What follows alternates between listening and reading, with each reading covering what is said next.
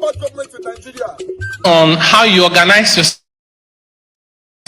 it will impact on the decisions you make and how you make those decisions.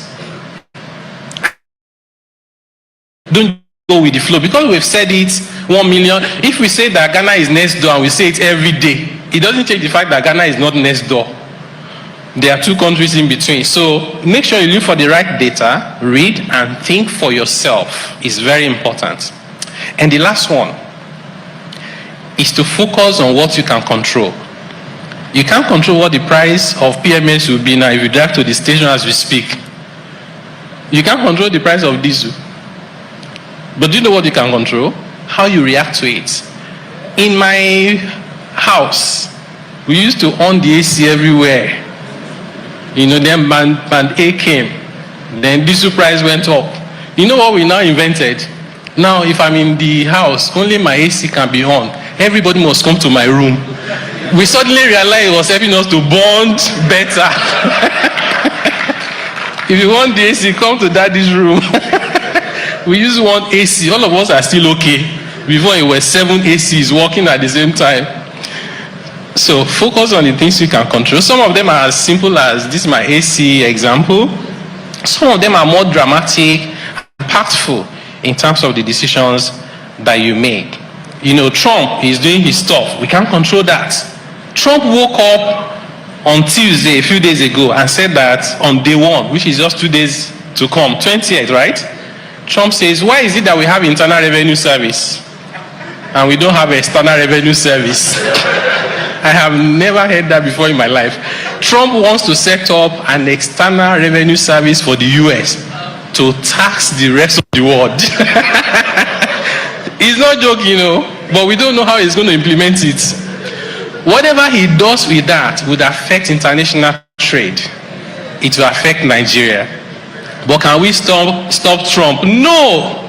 Should we keep lamenting? No. We should say, if Trump set up external revenue service and impose taxes on the things that we do with the US, how should we respond? And don't do that when the thing is already here. It has to be reactive. You need to be proactive. Policymakers must change their mindsets from physical stuff to thinking about long-term and system thinking. Things are connected. They are never isolated. We must build the capacity to deliver the outcomes we want. China is adding electricity, right? Electricity capacity in 1 month than the entire capacity that Nigeria has. And drop them on air to deliver. And I must drop this one. Multiple taxation is harmful to growth. And over-regulation kills development. And if you're looking for the example, look at Europe and look at the US. Europe is very good with regulation, but they overdo it. They've succeeded in killing innovation in Europe. Somebody says America innovates, Europe regulates, and China replicates and enhances. So I close by saying, may Nigeria not happen to you, rather may Nigeria work for you, and may Nigeria win. Thank you very much.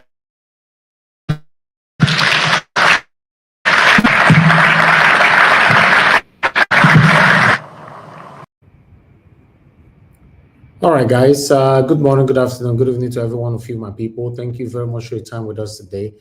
Today is Sunday, 19th January 2025. Yes, that particular video there, now no, I go understand. I decided to bring that video here today to give us a holistic view on what is currently, or rather, what has been happening to us in Nigeria till date.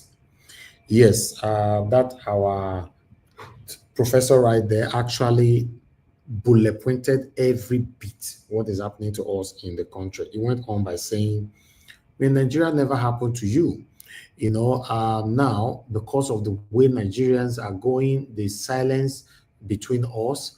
He went on by advising us we should sow our coat according to our size at this particular moment. But he bullet pointed everything. He subsidy, how many times subsidy have been removed in Nigeria in the past, even before now. They have been satanically and fraudulently removing subsidy synthetically, but they are not actually removing it. That is it. That's how it works. So in case you did not watch that video, you just join us right now. Make sure you sit down and watch that video. It's not only videos where there is problem here and there that we're going to be listening to. This particular video is enough to wake every one of us up to know the right thing to do as of today. But unfortunately, most Nigerians don't seem to be ready yet, to be honest. The way everything they go, it won't be like say we're not ready at all. But what do I know? I appreciate you all, my people. Our job here is to bring it to your screen to enlighten you, on what is happening across our country. That is why I say all the time here as well. If you hear something, also let us know. Don't assume, say we don't know, or we don't already know, or we know everything. No, on this platform, we don't know everything like that. I appreciate all my people. Thank you very much for your time with us today. Mother of all Mommy Diaspora, thank you very much, Mommy, for all that you do. Thank you very much for always being there for us all on this platform.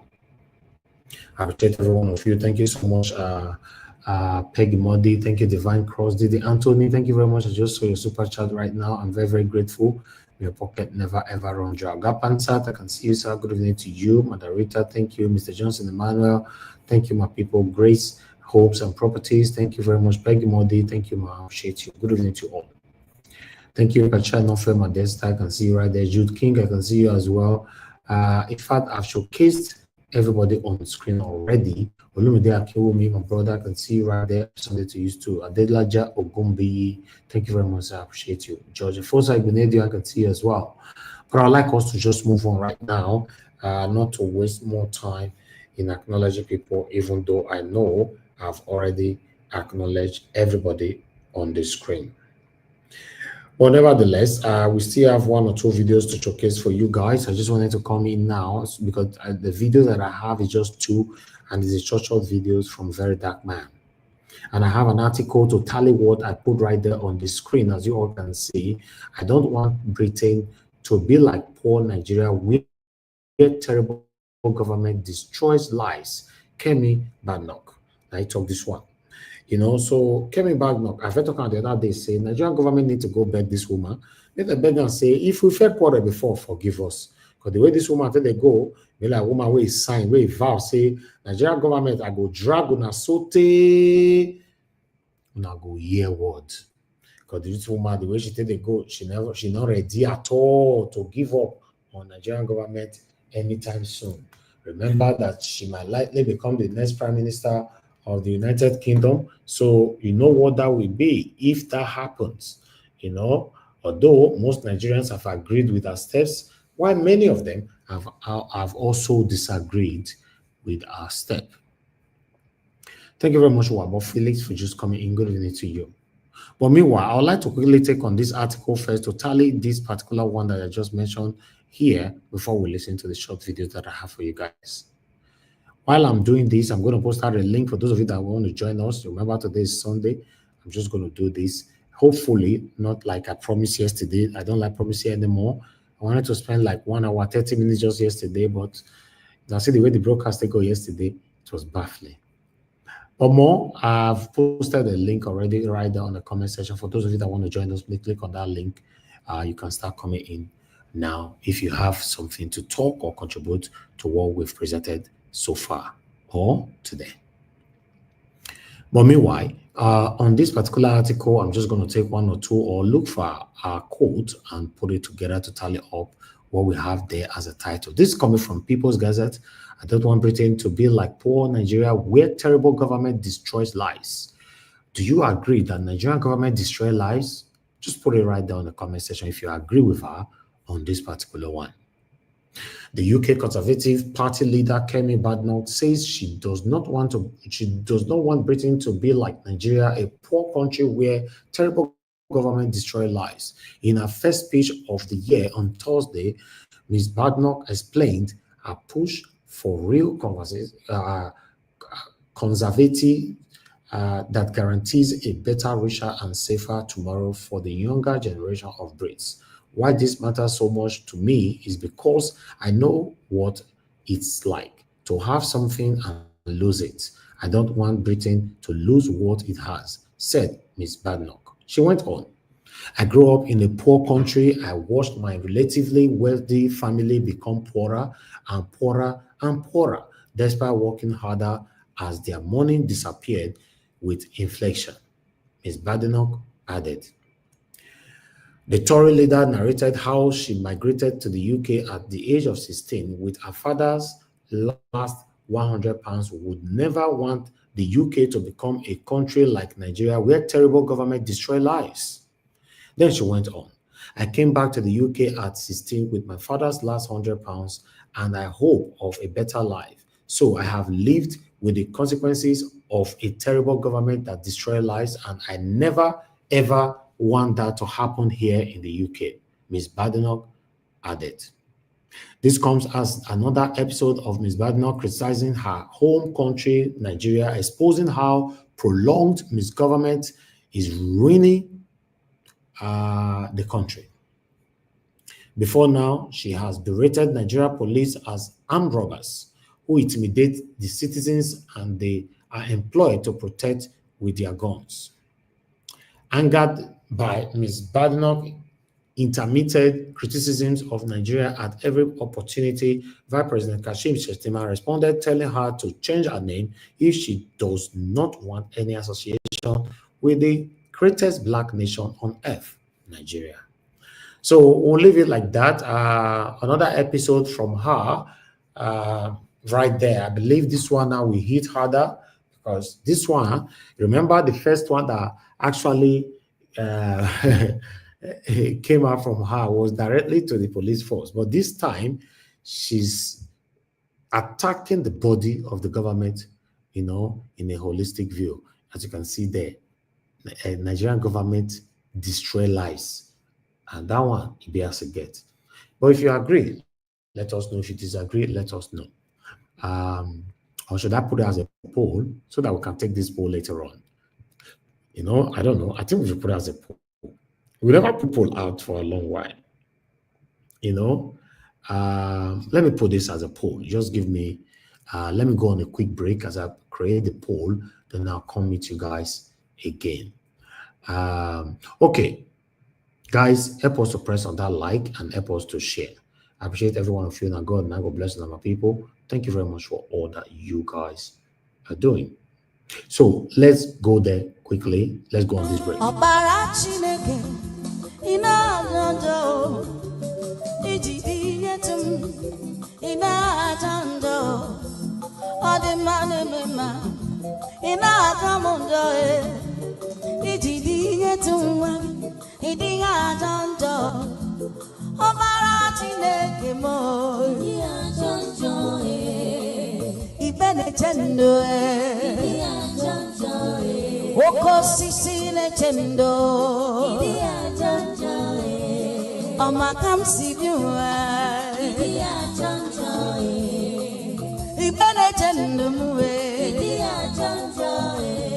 On the mirror beside her, hello, about Toby Wambenio. Did it on Wagio? Here to me, Yagumo, one more. Yendin, Nanile. Womakara, Namani, Takiri. Oh no no chezeya, oh no no chezeya, oh no no chezeya, oh no no chezeya. Iya dilamago, ina jamunjo, ijidi nyetum, ina atanda, iya debuburugobu, ina jamunda. Ina atanda, Babarachi Negemuo, Agune Chema, Boko Tisine Chendo, Other mirror beside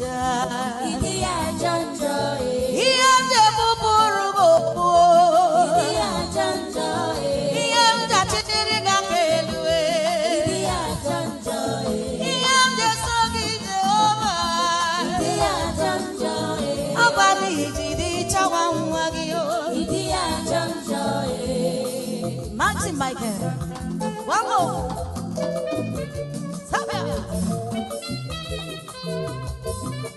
Yep. Skip.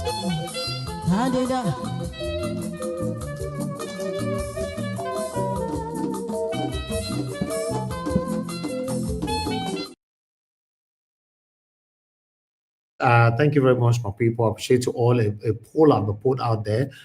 Just click on it. I'd like also bring that poll on the end of this broadcast to see what people think of that particular statement. Do you agree that Nigerian government destroy lives, or you disagree with Kemi Badenock is saying? But meanwhile, I'd like us to quickly move on. As you all know that there's a trendy discussion going on left to right now that Sheyi Tinubu, the son of the president, will emerge as the next Lagos State governor in 2027. Although I've not heard from Sheyi Tinubu himself saying anything like that, showing any kind of indication, but there is rumor and people already pronouncing and advocating for things like this to happen, some of the people.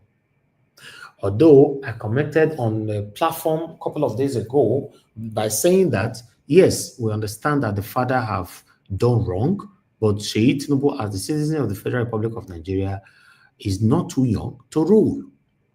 My people, the beat where they beat me for their platform, as I tell Kona, so I say they use auto to depress my body. They beat me where. Say what to make me talk that thing. So it shows that Nigerians, because sometimes this kind of comment is very, very important. You put it out there to see how people react. They beat me where, not be small thing. You know, they tell me, say, we want to turn Nigeria to family thing and all that. Some of them even say that Sheyi Tinubu na SME come. I can't support him, he become the governor of Lagos State. Some of them will ask me, say, whether me not see the software where they Lagos State or they Nigeria and all that, blah, blah, blah. But my people, not be small thing. But I would like to also hear from you on that particular one. What's your take on Sheyi Tinubu becoming the next governor of Lagos State? You know, don't worry. Anyone we want to talk, remember, say people will still beat you, but just give your thought. But meanwhile, let's listen to that quickly. All right, so for the past few months now, they have been playing around this topic of Sheyi Tinubu possibly becoming the governor of Lagos State in 2027. And so far, so good. The campaign don't raise up. It don't raise up. Although Sheyi Tinubu never acknowledged him. He has not acknowledged, like, okay, maybe he wants to be the next governor or maybe he's planning to campaign. But something in me feels like he's part of this whole thing. You understand? What I feel they are trying to do is this. They are trying to just throw it out there so that they'll see how Nigerians will react. Then when they see that, okay, the reaction, the backlash is not strong, then maybe 2027 you will do it. Just like the Bola Ahmed Tinubu did with Shetima for the 2023 election, where they did the Muslim and Muslim tickets. You know, they threw it out there first. They saw how people were with it. Okay, yes. They say, okay, the backlash not too much. Then we feed one. So we have the first Muslim and Muslim tickets, which is not supposed to be. So it's meant to be Christian and Muslim. But yeah.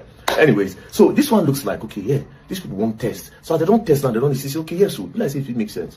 Then maybe he could decide, say yes, he won't really show himself, right? But this is not my point. Yeah. Now, if Sheyi Tinubu decides to be the governor or decides to run for governorship, I swear to God, I'm going to campaign for Sheyi Tinubu. I'll campaign for him 100%. I know they do politics, but I will do politics because of Sheyi Tinubu. But I'll tell you why. For me, based on my calculation, Sheyi Tinubu is a bridge to get something that I want. Yes, Sheyi Tinubu is a bridge to get something that I believe will make Nigeria work. It might not know, but for me, as a gambler's mind, I don't think I'll go that part. Now, let me tell you, yeah, I've been studying Sheyi Tinubu's pattern, right? Sheyi Tinubu looks like somebody that has his father type of political mentality. Now, if you study Asiwaju Bola Ahmed Tinubu properly, you will know that this guy does the grandmaster type of politics. The politics where he plants people that will be for him in the nearest future. Now, unlike the other politicians where if time don't reach, they'll start to carry money, go give different people where they keep position to make the election go well. Sheyi Tinubu, Asiwaju Bola Ahmed Tinubu, they already give these people opportunities. Don't put them in the strategic places for like 8 years ago, 10 years ago, 12 years ago. So all these people owe him favor. Now, he does not need to go and meet them to say, oh, you people need to do this for me. No. When the time reaches, they will do it. Because he probably made them who they are. I don't know if you understand. He probably made them who they are. So they owe him favor. Bola Ahmed Tinubu's politics is, you owe me favor. I mean, that's why he was so confident to say, Emilio Khan, this is my turn. And he became the president. It is because a lot of them sitting down there owe him favors. Unlike the other politicians, like I said. So Sheyi Tinubu give me the vibe of his father. And like Tinubu too, Tinubu likes to be in charge. So Sheyi, like the grandfather, like the godmaster, like the godfather. Sheyi Tinubu, if you look at the way he does with his friends, yeah, some of his friends went with the healer online. I'll just observe them. They know they come outside and say, Sheyi Tinubu give me this money. Sheyi Tinubu give me that. He probably don't give them something, don't put them somewhere, don't put them for one strategic location where they collect money. Now, if Sheyi Tinubu becomes the governor, this is my own thought, my own opinion, right? I'm going somewhere. If Sheyi Tinubu becomes the governor, it only means one thing. He will want to act like his father. He wants to strategically plant people that he can control. And that's how the young people come into the picture. He cannot put an old man to control. He will definitely start looking for a way. Because governor of Lagos State, your state, that state generates more money than any other state in Nigeria, right? So you think, you'll be like, okay, I have more money, I have more power. Let me put Emeka in Anambra. Emeka will be loyal to me. Let me put Clifford in this one will be loyal to me. Let me put Abdurazak in Kano. Do you understand? I will join hands to put them. Now, this is my own interest. Like that. All these old men don't they come up from power. Do you understand? Like that, power don't they enter the hands of the youth. Then maybe in the nearest future, the person who won't kick Sheyi for good luck can just, just say, okay, yes, I'll be not kick. The person who won't rebel, rather. Somebody can now decide that, okay, I want to rebel, and you will not be our godfather again. Now it will now come to the hands of the youth. I don't know if you understand. This is just me thinking out loud, right? So my interest will be that, okay, yes, this guy, if he enter, do you understand? Yes. But here's the problem. Why it will be hard for Sheyi Tinubu to be the governor, right? Watermelon juice. The problem is, this older man knows that if Sheyi Tinubu becomes the governor, they will be kicked out of power. They know. They have seen the traits of his father in him. So it's going to be a problem for him. They know that this boy come to be a problem. Already I saw one video where Sheyi Tinubu will come down from motor, army, they salute him. I just looked at that video, I just smile. I said, correct, this guy. As you see him like that, he just be quiet. And the observer, a python, that guy could be, I don't know him, I've not seen him before. But yeah, it's just my own calculation, yeah? So, if he decides, which I believe that is not going to work, if he be governor now, especially when he father these seats, because his father also hold people some positions. That's another problem. In father said hold people position, because the politics are give and take. In father said hold people position. So it will be hard for him to become governor, but he cannot completely rule that out. It's politics. It's a game of interest, and I've just stated my interest. Sheyi Tinubu might be the link to kick old men out of power. Then, when they don't eventually do that one, you cannot kick Sheyi Tinubu out as the godfather. It's politics. I'm just analyzing. Peace and love. Don't play. All right. Thank you very much, my people. I don't know what you guys are going to say about that later on. But meanwhile, I have somebody who just joined us right now. I'd like to quickly hear from him before I pick some calls. Thank you very much. So, Tom, thanks for joining us. Please, where are you joining us from? I'm in US. Can you hear me? I'm not sure if I pronounce your name. Staten. Yes, I can hear you. Staten. I was introduced. Staten or more Apple. Yes, sir. Was introduced by our Tosan and F. Emmanuel. Oh, right. Okay. But this is the first time you join our panel, right? Yes, sir. Yes, sir. Oh, wonderful. That's good. Did you follow up with our presentation? Yes, I did. I follow up with the presentation, yeah. All right, okay. It's good to have you on the show. I guess they told you what the platform is all about, right? Yes, sir. Yeah. They did. Yeah, because we're talking about what is affecting us in Nigeria. You and I know that nothing is working in Nigeria. You know that, right? Yes. Exactly. So what can you say on the statement on the screen right now that you can see right there?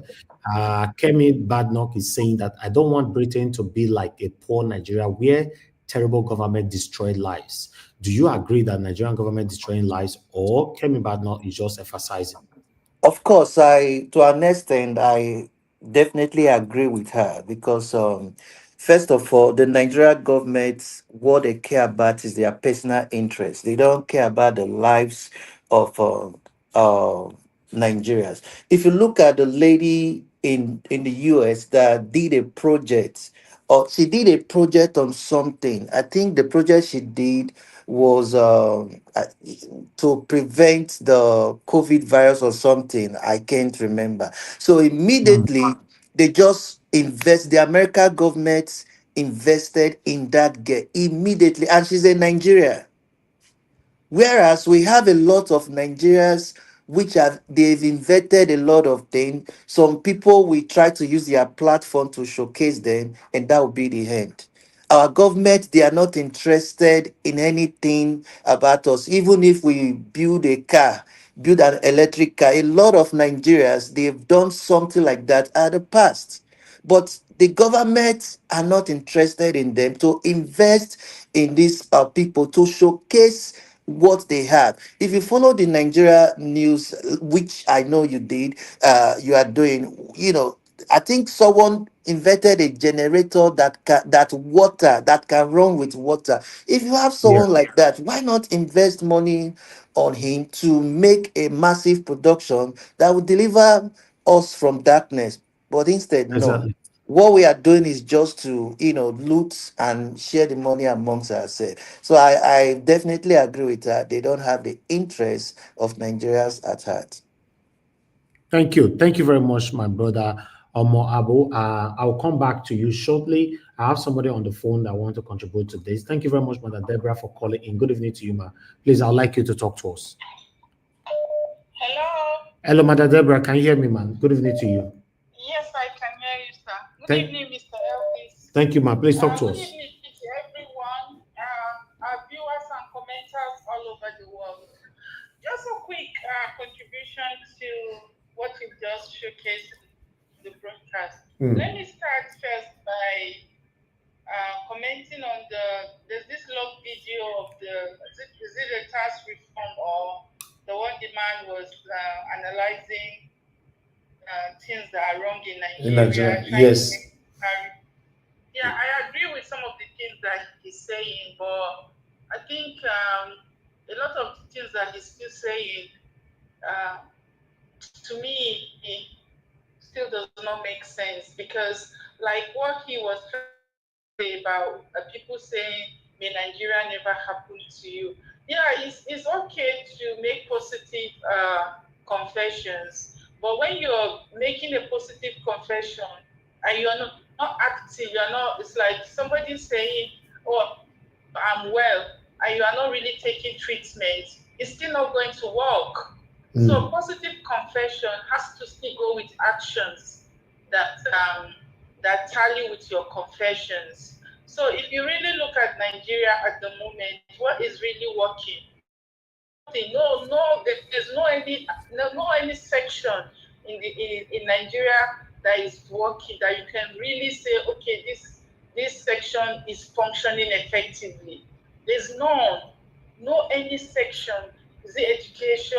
Is it health? In fact, every section in Nigeria is crippled. Okay, he's trying to say compare it to America, saying there's shooting in America. Yes, but Americans will not say the America not happen to you. Why? Because there are still many other things in America that function. There are still many other good things in America. But in the case of Nigeria, if you ask anybody what is the one thing that works in Nigeria, I don't think there's any. I think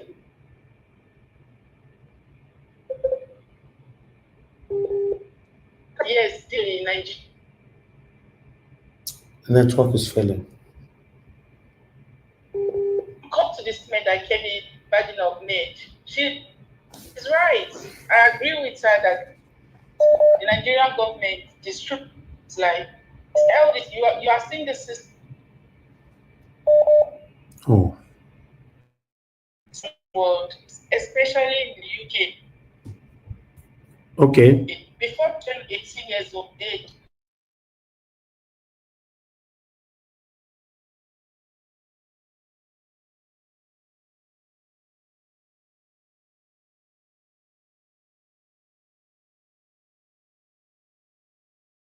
in a way that your life has been programmed. You can achieve, even if you want to get a house, you can work towards something.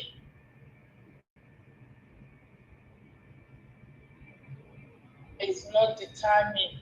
But if you are determined before you get to the age of 25, regardless of whether you have a godfather or godmother anywhere, you'll be able to organize your life. A lot of the white people here that are focused, you see that before they get to the age of 25, they started their family. They've even stopped having children. You hardly see a white person that at the age of 30 is still having children. A lot of them before they get to 40, they are already grandparents. They're already enjoying their life. This is because of the system that help them, plan their life properly. But look at the case of Nigeria. At that prime age of your life, that you have the energy, you have the ability to be able to start to take off your life in a proper way. That privilege is taken away from so many people.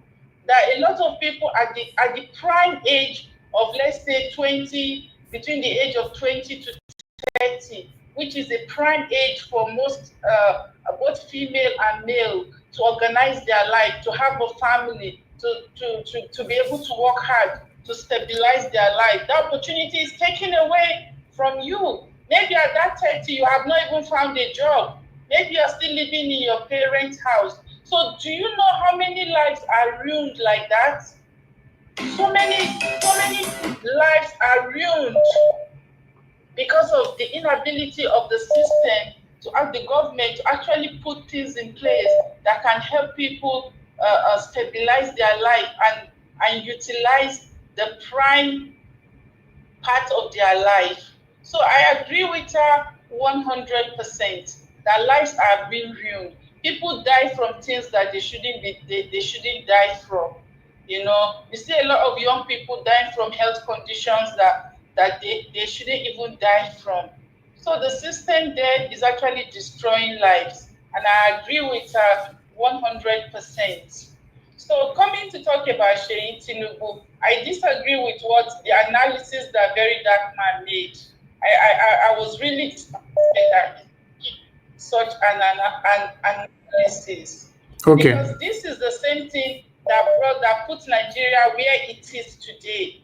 Trying to say that, he's going to be like his father and he's going to be like a godfather, to put people who are going to be there for him. So what is the difference? If he's going to do that, then that means Nigeria is going to remain in the same cycle.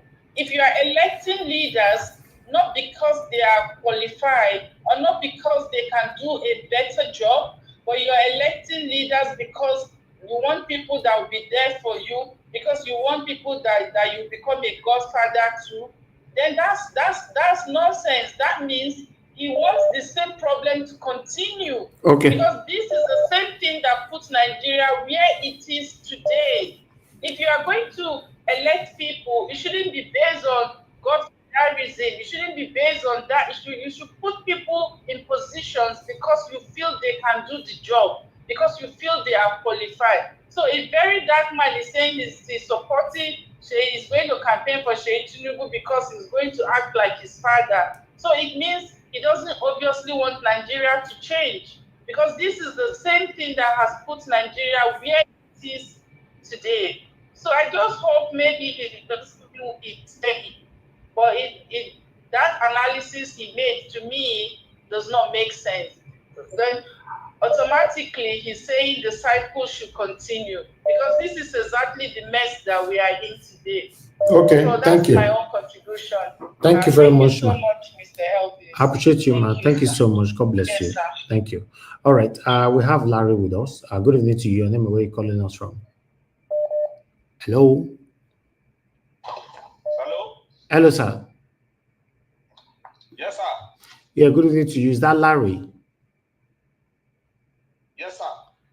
I bet where did they call us from? I'm calling from Manchester. Please talk to us, sir. Thank you. Madam Rita, I can see you. Thank you. Okay, Elvis. Yes, sir. Madam Badenock has made a lot of sense. Okay. You understand? Look, sir, as I am talking to you, I feel like crying. I almost cried. I will be 47 years old by July. And I came to the UK, my wife, a British citizen, that by chance, by luck, I met, and she brought me into the UK. I am over 3 years now. So why I'm saying this is I have spent over 40 years of my life in Nigeria before I traveled here. I have children in Nigeria from my first marriage, As I am talking to you, before I leave Nigeria, I am a hopeless man. The job I am doing, I am a bank driver. On a salary of 50,000 naira. And I have 3 children.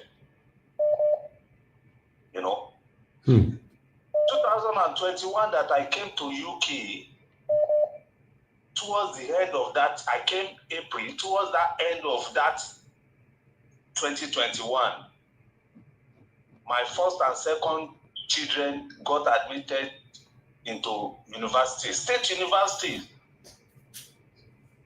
that I am training them now. Why I am saying this is, if I am in Nigeria, every time I think of that thing, and I used to tell those children, so do you think I can train you to university? My first is in 300 level accounting, Kwara State University.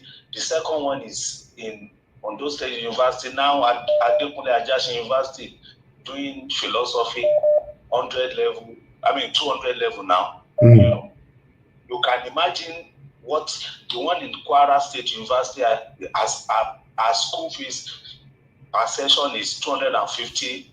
The one in that Ondo is about 100 because of I'm from Ondo State. If I am in Nigeria earning 50,000 naira, do you think I can send my children to university? It's not possible. I cannot. It's not possible, sir. That's number one. Number two, do you know many things?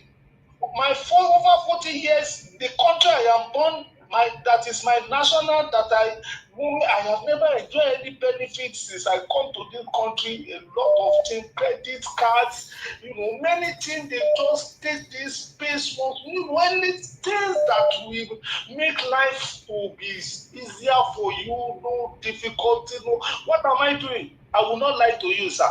I am doing cleaning with the council.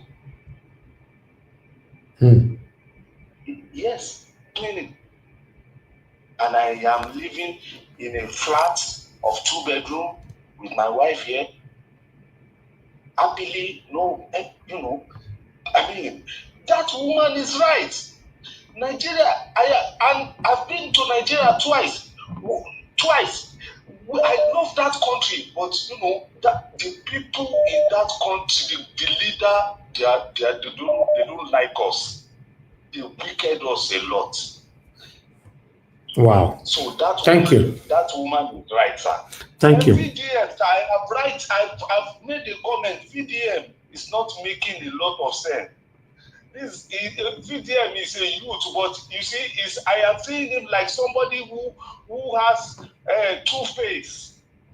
His leg, Yoruba we say, Okaton, meaning he has a split leg, one leg with those people, one leg with the masses. We don't know where he belongs. He doesn't have, sometimes when he makes some of his comments, he's not making a lot of sense. I don't know. He's portraying himself like people that are somebody that is for the masses, and at the same time, he will be like, he's looking for favor from all these, hairline that are killing the system.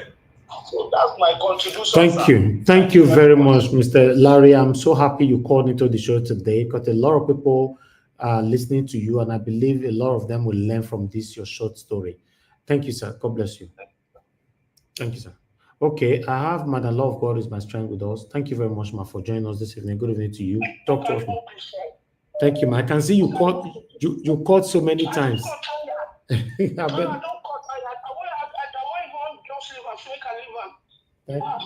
you, ma. Thank you. I'm so lucky. All of them are taking over. Good evening. Let me just greet first. Good evening to everyone. Happy Sunday, happy weekend to every one of us. I pray that the Lord will continue to empower us and the Lord will continue to strengthen us in every department, every work that we do. Because the life we are now is a life that every one of us must hold on to God. I pray for everyone on the panel.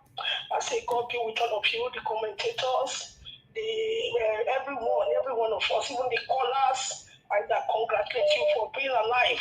It's a great thing. And I say, Mommy Diaspora, happy Sunday. Enjoy your day as always. I love you so much, Mom. Love you. And that watch, I know you are all right in Nigeria. Thank you. I know. Thank you. Yes, Nigeria Watch, I'll quickly, first of all, talk about that man, that the state of the nation that was talking to everyone and everyone was clapping. You see, I have a problem with Nigerians, when someone is speaking, someone comes out at the front, or maybe the government, maybe they organize something for someone to come and speak to people, to Nigerians. And when someone is speaking, there's one tendency for everybody to be clapping. Yes, I know that. But one thing for me, one thing I will do, if it's me, I will not clap for that man. I will not clap for him. All what that man said today, I think for me, is being organized to come out and say those things by the government. Because we as a people, we as a citizen of Nigeria, we have never gained anything from Nigeria. Not one penny, not one kobo. And somebody that is sitting in the parliament, like the legislative, the legislators, the senators, they are there getting money that they are not supposed to get. You are saying that the civil servants, the ministers, everything is not too big. That those people who are talking about that is not the problem. No, I just agree with him. It's coming to make it worse. We are saying that the government should bring the money down, that they are paying the parliamentary, even the government itself, the ministers themselves, and you are coming out to tell us that is not the problem. The problem is those who have been called to do those duties. So why are we not choosing the right people to do it so that the money can come down and other people, other Nigerians can get the money to spread into other places? Please, what is wrong for Nigeria to do this social service system? Nigeria has the money. Nigeria can do the social service system. When you are not working, they should be able to put something in your pocket, because the resources that is used in that country is from the land, and everybody has the right to be part of it.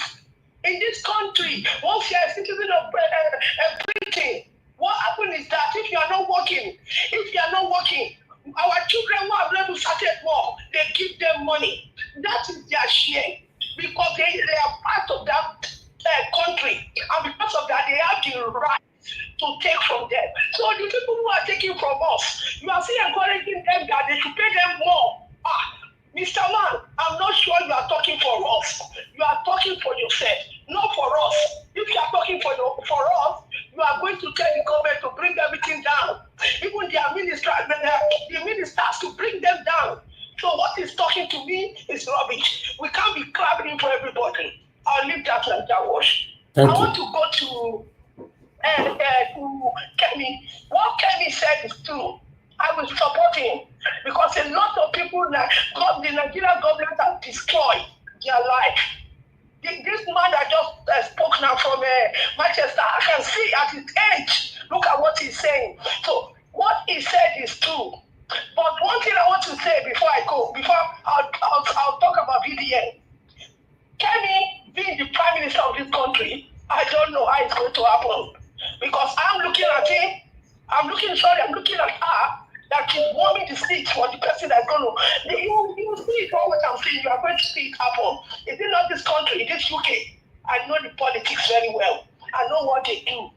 So I will not talk more than that. Now, BDN, I've been complaining about this man. You know one thing, when people carry somebody too much, I think it goes into their head, and at times they don't know what they are doing. You are telling us that you will support Sheyi Tinubu. Lagos State, Lagos State has been a state. It's only Tinubu and his people that have been going inside there. They don't want anybody to go there so that we will not know what is happening in Lagos State. There's a hidden secret that Tinubu is covering in Lagos State. Because if somebody else goes there, they are going to know. So, VDM is telling us that Sheyi Tinubu is all right to be Lagos State governor. So that what is going to happen is going to bring youth to be in the government. I want to ask him, and I want to put it to you, VDM. And this man, Badenock, is he not a youth? Is not a youth? Did he steal money? Did he take our money? So what are you talking about youth?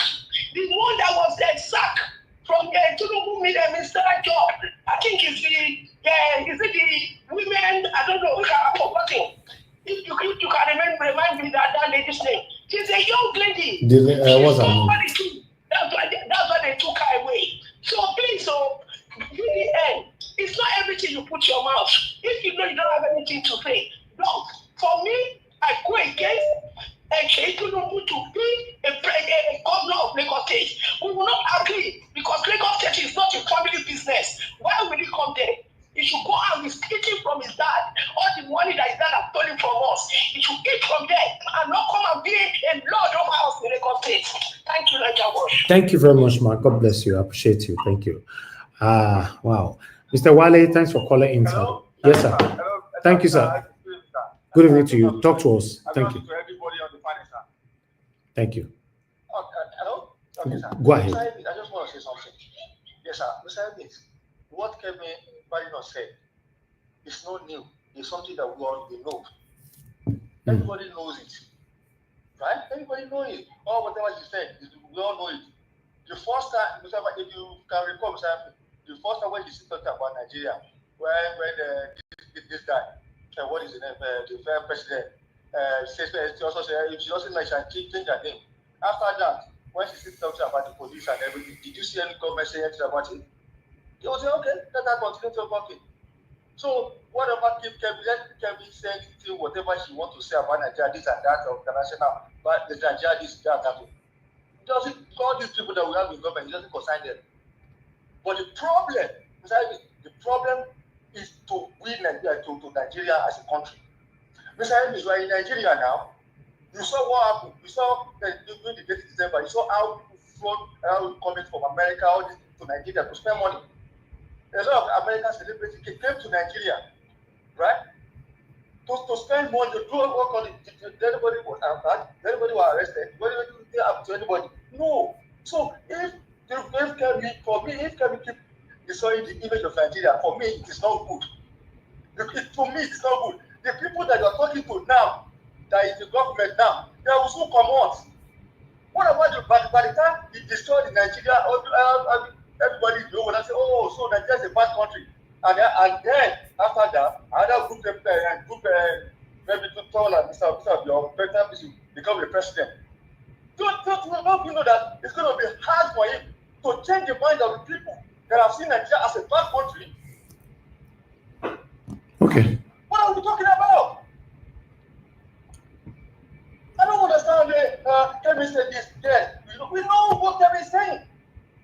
But must we continue to damage the image? Tinubu is old. All the people in Nigeria, they are old. They will not buy.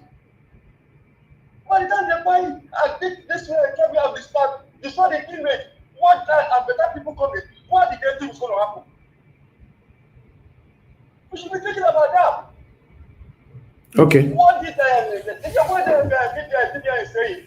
It's true. It's true. He's saying his own opinion. He's saying his own opinion. If Lagos if they want to contest, let him contest. But my own is let's be a free and fair election. If he win, that's it. If he doesn't win, that's it. But let we have a free and fair election. That's where I have the problem. And that's something where it goes up. You know, we always talk about this Lagos Calabar road. Highway. Now, I was speaking with someone who works in the Ministry of Works on Friday. He said everybody is complaining about why should Tinubu do this? He now said whether we like it or not, Tinubu will do it. And it's already started, and the thing is moving. So the first thing we should be looking at how we are going to tell our elders, to advise our government. Look, highway is passing through here. This way highway is passing. You're going to develop this area. Thank you. That should be our own.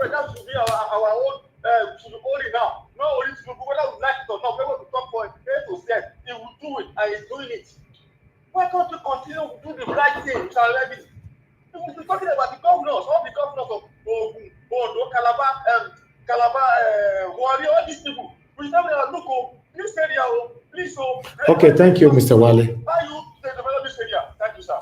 Thank you, Mr. Wale. Thank you, sir. Thank you. Sir. All right, callers. I think I'm done for now. Rather, maybe for today. Someone else is calling in. 1 minute.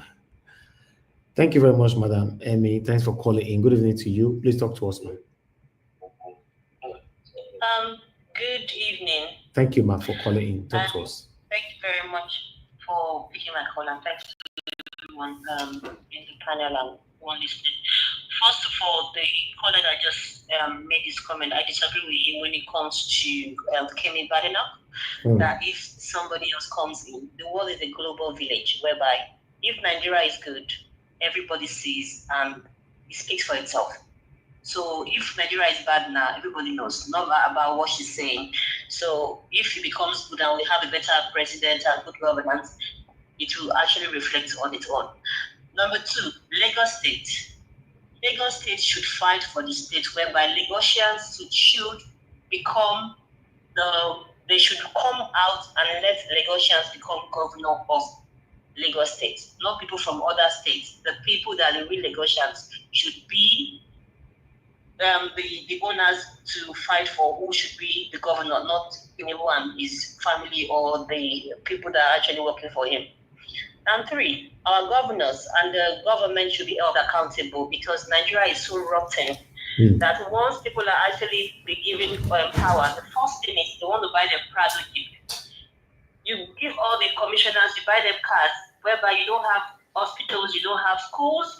Those should be the priority. And if you want to buy cars for the people in governance, you should buy them near the Nigeria cars. If they want to buy a better car, they should spend their money to go and buy German cars or whatever they want to buy. There should be order whereby the Nigerian economy should actually speak for itself, whereby the system should actually help the producers to encourage them. So that thing should be, it is very, very important. Buying of cars, this is not only the Nigerian card for the Nigerian government. Then everybody should actually do what they want to do. But the main focus is every hospital in Nigeria should have solar, whereby these things are supposed to be the mandatory things, hospitals and schools. In some local governments, you see local governments, no good schools, and you see the government officials driving cars in big houses. That's the first thing they will give to them. And they should slash their salaries and to make sure they're working for the people. And the other one again, churches in Nigeria, religion is the problem. In America, the first thing where a revolution started was from church. If Nigerian people are very wise, they should stop going to churches because the CAN or what's the Corporation Association of Nigeria, what are they doing? They know the problem of Nigeria. All they do is collect money from politicians. If on a Sunday, every churches come out to march for a change, only churches, forget about other religion, you will see changes. But the pastors know the truth, but they won't actually do it. I watched a video you talked about, a girl talking about government of the day, which is God. I totally agree with that girl. G-O-D, government of the day. People that are fighting, crying, they are fasting for food, good governance. It's not God they haven't seen. The people that that are ruling them are the people they should be praying to and asking for this thing that they are praying for, an imaginary God that they will never find. And electoral reform should be the first thing everybody should be looking at, not going for PVC or who should come first. Every politicians that want to do well for Nigeria, that's number one thing they should be fighting for, or else they know what they are doing and they are wasting the time of the people. So Nigerian case is actually something to be crying for, because unfortunately Kemi Badenock is very right. Once people keep saying the truth, I think the government, they would listen and they know that the world is watching. It's not about Kemi Badenock. It is very clear that the government, they are so selfish. For example, Wike wants to become a president. What does he have to offer to the people? What does he have? What has he really done for his community? What moral does he have? What is he giving to the people? You want to become a leader. What are you giving to the people? It's not just having power and collecting the money for yourself. It's so selfish, no brainer. And I don't know, Nigeria is just when you think about Nigeria, you just want to cry. And it's just unfortunate. Whenever I think about Nigeria, sometimes I just shake my head. Is this going to work at all? Agberos now are the ones ruling Nigeria, because at the end of the day, if you look at different, even Delta states now, unfortunately, because of what is happening in Edo State, even the Delta State governor is trying to align with APC now, because everybody, they are looking at what is happening because of federal might. This is how the country is actually going down, because everybody can go. All right. Everybody, they want to align with APC. You know why? Because nobody is saying anything. It's all business as usual. It's just a shame. I have so much to say, but I'll give other people a chance. Thank you very much. Thank you, Madam Emmy. I appreciate you, man. Thank you so much. Okay, a lot of people actually called in on this particular topic today, but I'd like to give opportunity for my panelists to say something as well on this. But before that, I'd like to appreciate Didi Anthony for the super chat earlier on. Patty Solomon, thank you very much. I'm very, very grateful. Love of God is my strength. Thank you very much, man. I appreciate you. Your pocket never run dry. God bless you all. Guys, do your part. Press on the like button. Help us to share. If you can't, press on the dollar sign. Encourage what we do here. But I'd like to move on to Madarita. Madarita, thank you very much for joining us today. Good evening to you. You have 8 minutes. I'd like you to contribute to this. What's your take on the topic right there on the screen? Then I'll come to Mr. Elvis. Thank you so much. Good afternoon. Happy Sunday. I wasn't thinking I was going to be the one to speak. Well, thank you very much all the same. Mommy Diaspora, I love you so much. My brothers and sisters in the panel, greetings to you as well. And those in the comment section, greetings to you. I think we had a newcomer who came to the panel. I don't know if he's still there. I just want to see. Yes, yeah, I'm still here. Thank you. Oh, welcome. It's great to see you here. And hopefully, I pray you come here every day. We're here 7 p.m. Nigerian time. Mr. Elvis, please correct me. 7 p.m. Nigerian time every single day. Yes, every single day. God bless you, sir. Thank you. Okay. I was listening to the extract, the submission of that man. I don't know what his name is. The man who was talking about the state of the nation and all that. I was picking one or two things from what he was saying. One of the things that I picked up from what he was saying was the exchange rate. And he was talking about how, we have this sort of, I don't know what, trying to use the right word now. There's this sort of belief, that having US dollars, we all know that US dollars is the currency that rules the world right now, regardless of if pounds is higher, but US is the number one. And, Nigerians typically, everybody's buying Forex, and that is kind of hurting us, sort of. And it's true. But, I think he was extra careful, not to really pay so much emphasis on the fact that we have elites and politicians. What I needed to hear for him to tell them, stop buying this. I know he explained the optics and all that. I'm not into the financial stuff, so that's why I can't wait for Mr. Jonathan to speak. But, I wanted some emphatic word to say, you people, politicians, the elites, the non-state actors, I think the non-state actors are the worst anyway, stop killing our currency. These are the things that you're doing that's making manufacturing expensive in Nigeria, even the day-to-day transactions expensive in Nigeria. Also, okay, Margarita, sorry, the man, his name is Mr. Taiwo Oyodele. Oh, Mr. Taiwo. Okay, thank you very much. Oyedele. Taiwo Oyodele. Let me just in Yoruba accent. Oyedele. Mr. Jonathan, I hope I got that right too. But anyway, I was expecting him to be very, very emphatic on the elite because we all know that, most of these things that we're seeing going on in Nigeria, the valuation of the naira, how things, inflation, it's and then you wonder, people are still traveling first class, business class.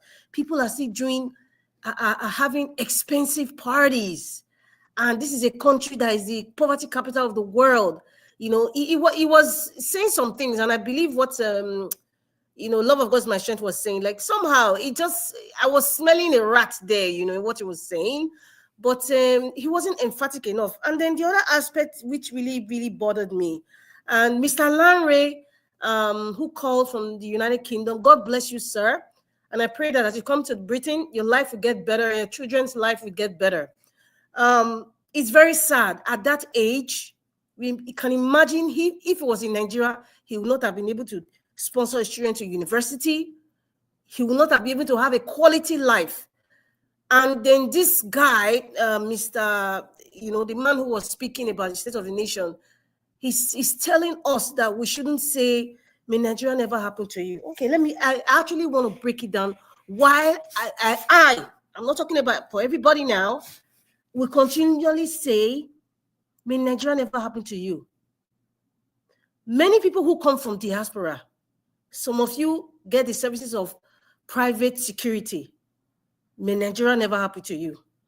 There are many people, that's maybe some people don't know that. I know, I have seen women who give birth in the hospital, and one of the babies or some of the babies need to have, they need to be in the incubator. They don't have incubators. In fact, that is even little. Let's go down to oxygen. They don't have enough oxygen in the government hospitals just to save that baby's life. They don't have electricity to perform surgery or C-section on women who are in distress and the baby's in distress. May Nigeria never happen to them.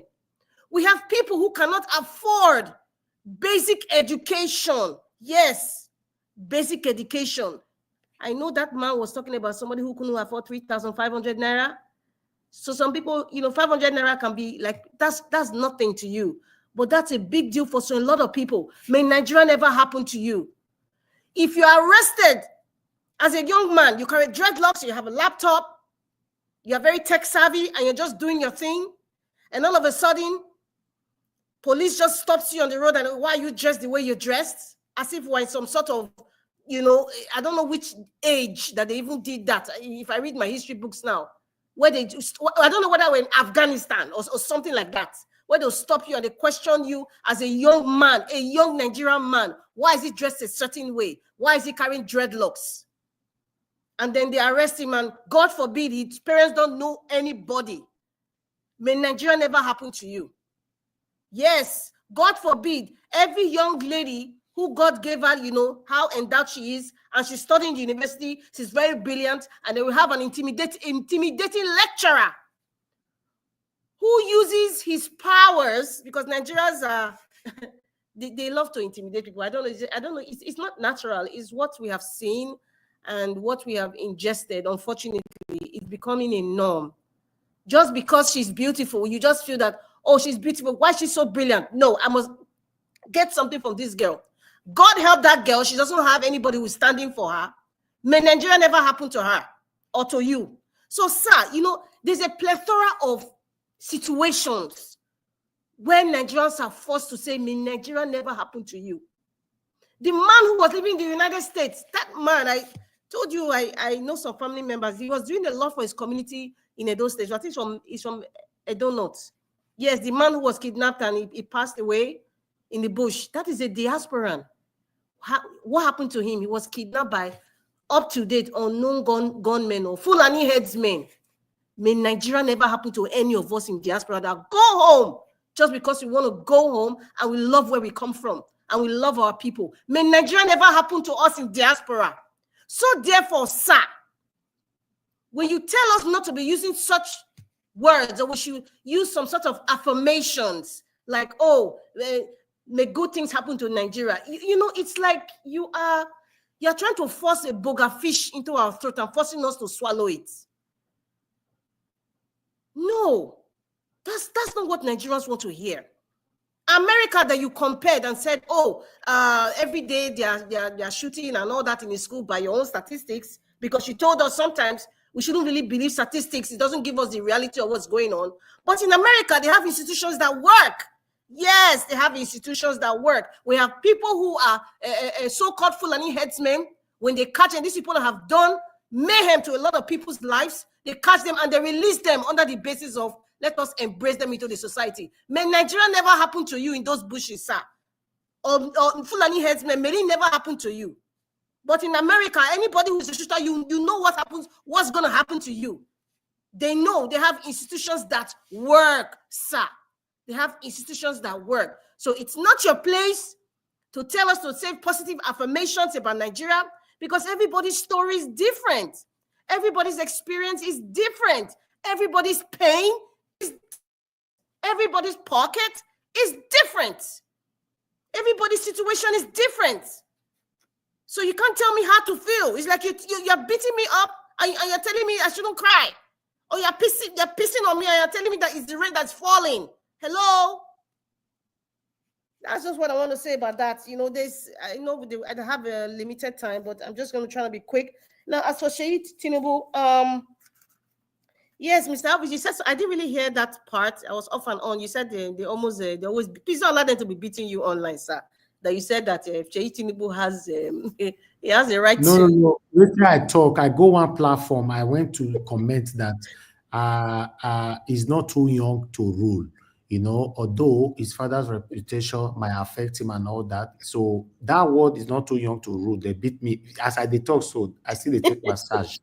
The beat where they beat me for that comment section. Please don't allow them to be beating you, I beg. I'm trying to recover. I never still recover. Thank you. Okay. There's nothing really wrong in Sheyi Tinubu wanting to be governor of Lagos State, even if he hasn't said that or declared that. But you know, we need to look at the optics. We need to look at what's on ground. Present day Nigeria, you know, present day Nigeria. Those kinds of statements, Sheyi Tinubu is not too young to run, or Sheyi Tinubu has a right to run. Those kinds of statements doesn't fit what Nigeria is experiencing right now, politically and economically. It doesn't fit. I mean, we know that in the US we have John Adams and John Quincy Adams, you know, who were father and son. They become one US president, and we have the Bush, senior Bush and junior Bush. Even in Canada, we have Pierre Trudeau, who was Prime Minister of Canada. His son now is the President Prime Minister. So there's this, it happens. It happens. Even Bush, one of the Bush brothers, was a governor of a state in the United States. So, you know, it's people don't really look at if a relative suddenly wants to run. As a matter of fact, in one of the cities where I am, the ex-husband, or rather, no, the husband, before they became ex-husband and wife, wanted to be a mayor. Yes. One wanted to even bring her son as the mayor. Yes, it happens. But you see, in Nigeria, those kinds of things would not work in present day Nigeria.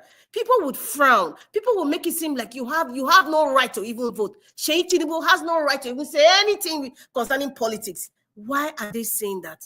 Because we all know we are a country of pretenders. Nigeria is a country of pretenders. We all know that every institution is operated in a mafia, is a combination of mafia and Napoleon Bonaparte's emperor-like system, where you know when the father becomes this, the next thing is they put their son. And we know that there are other people who are even better qualified, because this person is coming now is a privileged child. Yes, he's privileged by the position of what his father has become in Nigeria today. And then we have a son of a father that says, grab it, snatch it, and run away with it. And then his son, who is come on, man, come on. So that's why, Mr. Elvis, they will continue to beat your enemy when you make statements like that. It doesn't fit the current situation of Nigeria. Not everybody, I mean, we're not saying he doesn't have a right, but saying that right now, with the way things are, with the way the man from Badenock entered office, Nobody wants to hear that. Nobody wants to hear that he has a right. Nobody. So I'm just going to leave it for that. I don't want to emphasize too much because I know other people. Okay, for Kemi Badenock, maybe if I enter the second batch, because I know Black Panther, is probably listening. I have my opinion. Thank you very much. Thank you, Madam Rita. God bless you. Thank you. Not be small, they beat me for that comment section. Not be small. Some of them even call me say, "Now we spare Nigeria." So now we be this. So although what I learned from that comment section was Nigerians are very angry, but they only have power on comment section. Yes, Nigerians are angry. They are not happy with the way the country is going right now. But unfortunately, the only place they can express their anger is on comment section, which is also supposed to be. If you are angry with the way the country is going on, if you are angry with the way the satanic government or the past and present government are destroying or dilapidating the country and all that, you should hit the street and occupy the street and express your plight. But everybody is just on the comment section. They beat everybody. They go for comment section. Me, I don't understand. I bet they let me have my freedom of speech. I appreciate you all, my people, and God will bless you now. I like us to move on. Let me call on there. It's just like yesterday as well. I forget to tell you that. Since yesterday, went to the Kabaka take all this platform before I come on live. Yes, I also beat they beat me since yesterday. Many people don't beat me for my email, for WhatsApp, for comment section, for everywhere. I don't understand.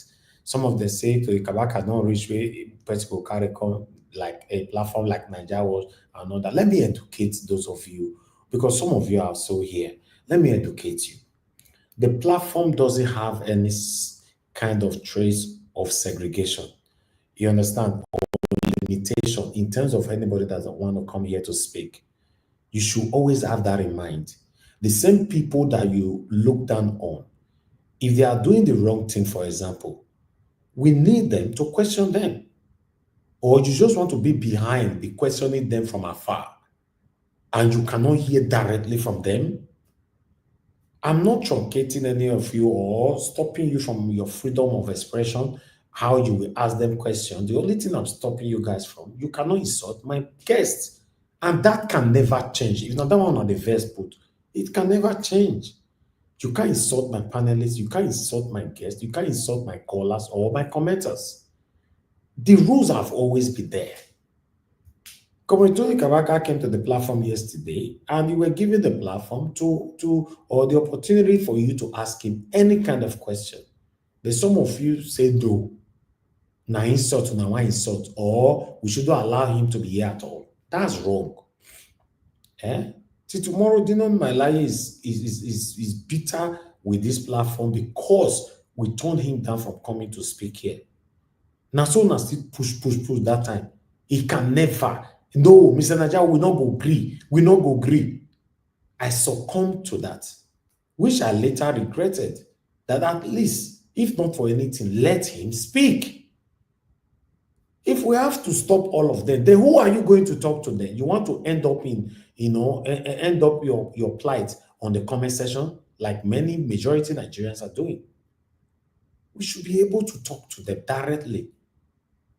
I will not happy say I by God's grace I have contact with all of them, almost all of them, that I can bring them here for you to question them. If you beat A and B and C to Z tomorrow, if you invite them tomorrow, they are not coming. Please, you need to get that right. Thank you very much. Blessed lady, thank you very much for super chat. I'm grateful. May God bless you, man. Your pocket never run dry. Okay. Okay, Mr. Jonathan, thank you very much, sir, for joining us this evening. Good evening to you. I'd like you to talk to us. Mr. Elvis. Mr. Elvis, I greet you. God bless you. Thank you, sir. Yeah, happy Sunday. I greet all fellow panelists and Mommy Diaspora. I greet you also. My God bless you abundantly. All the commenters and the callers, I greet you all. God bless you. Welcome. Yeah, I just want to spend the limited time given to me to talk on this man. I believe Madam Rita mentioned it, a little bit. Taiwo Yedele. This man is, This man's whatever this man is doing right now will affect Nigeria as a country and Nigerians for the foreseeable future. We must get that straight. As far as I'm concerned, economically, is the most powerful man. As you see him there, that man there, right now, in the scheme of things in Nigeria. That's sometimes in Nigeria, we don't really, we can't figure these things out. But because Nigeria is a country of lies, a country of deception, that's the reason why people like this, at this point in time, at this stage, could come out and try to play as brilliant as he is. At some point, I thank you, Mr. Elvis, you played the full length, but at some point I got so bitter, I must express that I had to stop listening to him. Because I knew after listening to him for about 5-6 minutes, I knew exactly the next thing he's going to say. Exactly the next thing, every point that he's going to touch on, because it's on a mission. He's still on a mission. That's not the only one. This man is on a mission. His mission is get out there, talk to Nigeria, especially young Nigerians altogether, convince them, trick them to believing that things are working. Use your pedigree, use your educational background and your knowledge to convince them, to trick them. That's how simple I can go. Trick them to believe that things are going well and whatever these people are doing is all well. It is not. It is not. I'm so disappointed.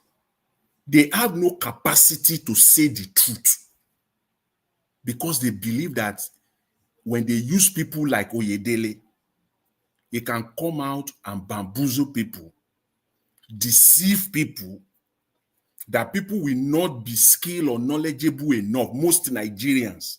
And those that even have the skill or the knowledge, they don't even have time.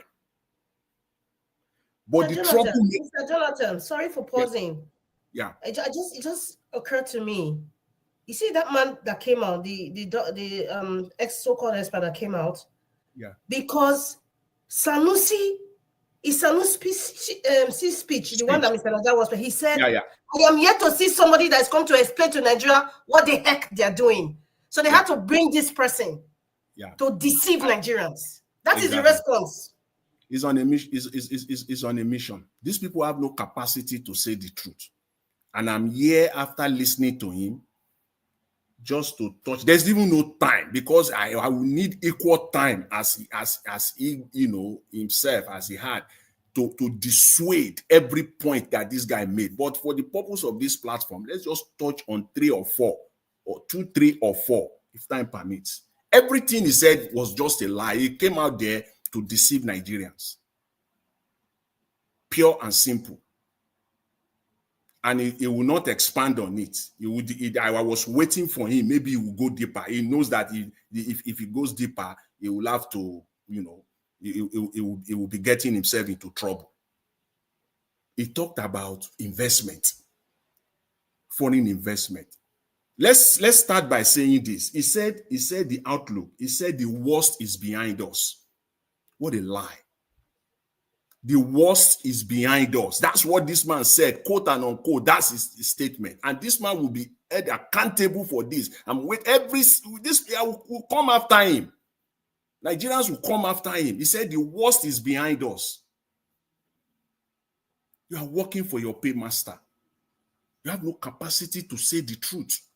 For him, he may claim that it's not about the money because he's earning well in the private sector. Agreed. But for him, Taiwo Oyedele is about position.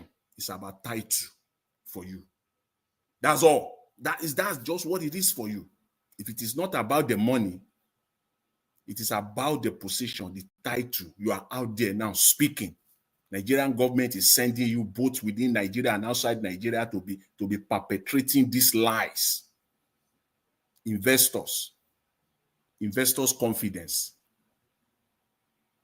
How is that trickling down to the average, the poor Nigerians?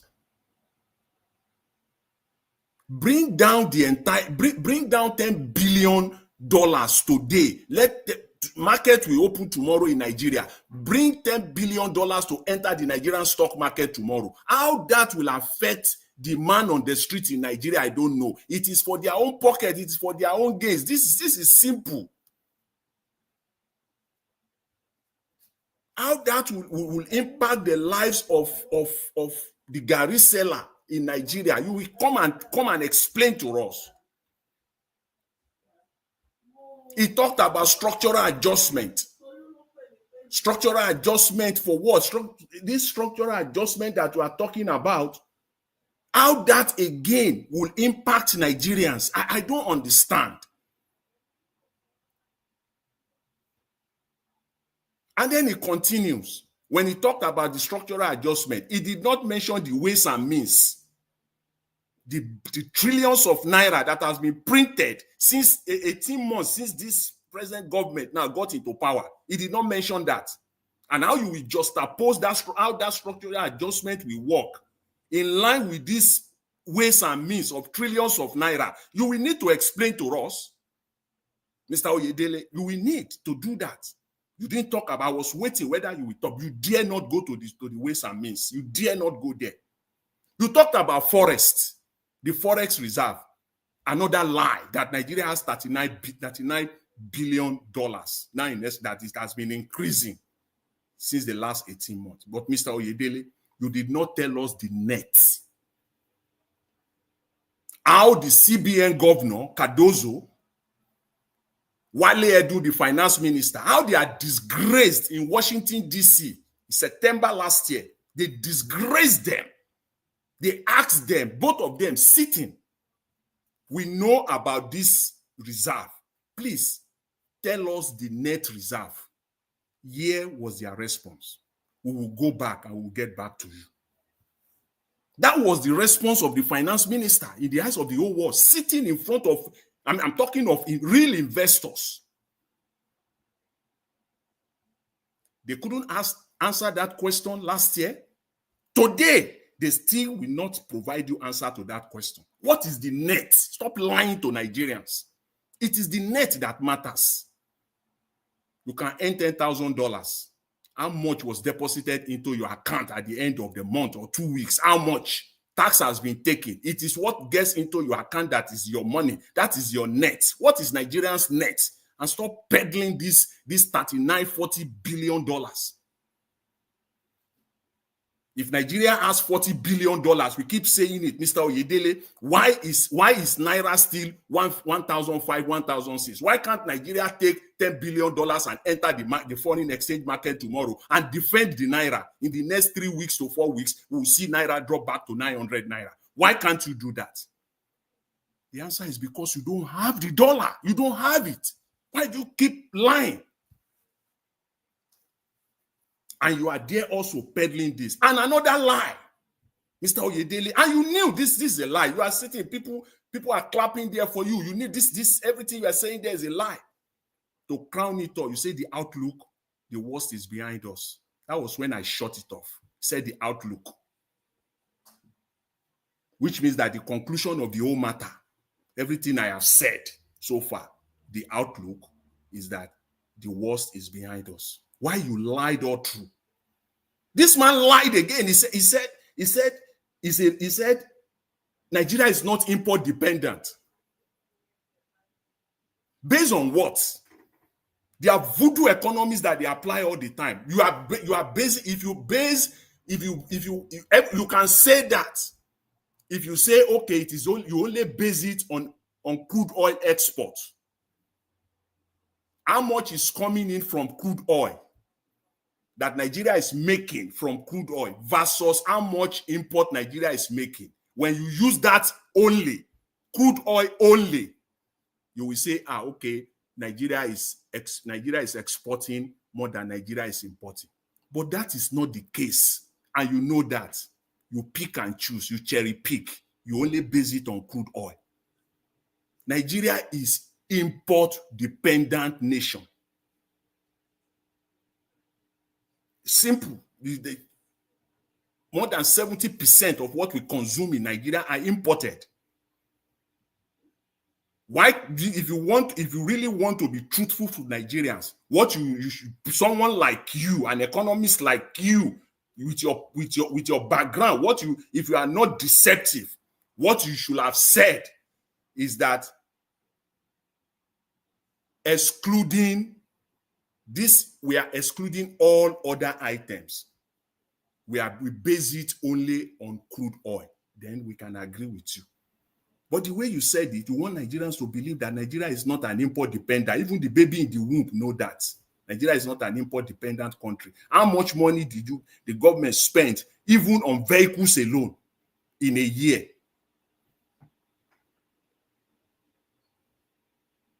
It's so sickening that this is just doing the work of his paymaster. Two more things, Mr. Elvis, before just like for Nigerians to know that everything he said there was all deceptive. He was there to lie to Nigerians. He's on a mission. He talked about consumer credit. Mr. Oyedele, how dare you? How many Nigerian businesses, even those with 20 million naira deposits in their account in Nigeria today, even those with 25 million naira in their account today, can walk into a Nigerian bank and demand for a 5 million naira loan if they will get it? How many? I'll tell you, probably none. Zero. And you're talking about consumer credit. How much percentage of the 2025 budget is allocated to education or to healthcare? You need to tell us that. So the worst is not behind us. And I can say the outlook for 2025 for Nigeria is not looking good as it stands. People can, if you think you are patriotic enough, you are so nationalistic and you don't agree with that, please come out with your numbers and let's talk. They talk about insecurity. Insecurity in the northeast is even at an alarming rate as we speak right now. And now agric production will now rise with that insecurity that we're seeing. I still don't know where that agric production will come from with the level of insecurity that we're still seeing in the northeast.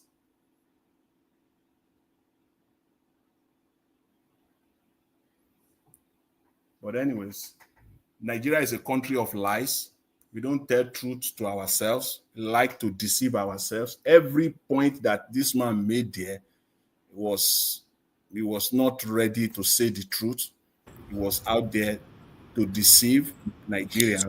You think he was working with these satanic people? Of course, he's their main man. This is their main man now. This is their main man that is out there now. He's their main man. They believe that it's not a politician per se, that he will have, when he speaks, people will believe him. So they are tired of sending the likes of Wale Edu, even the finance minister, has no guts to come out. He has lost all credibility.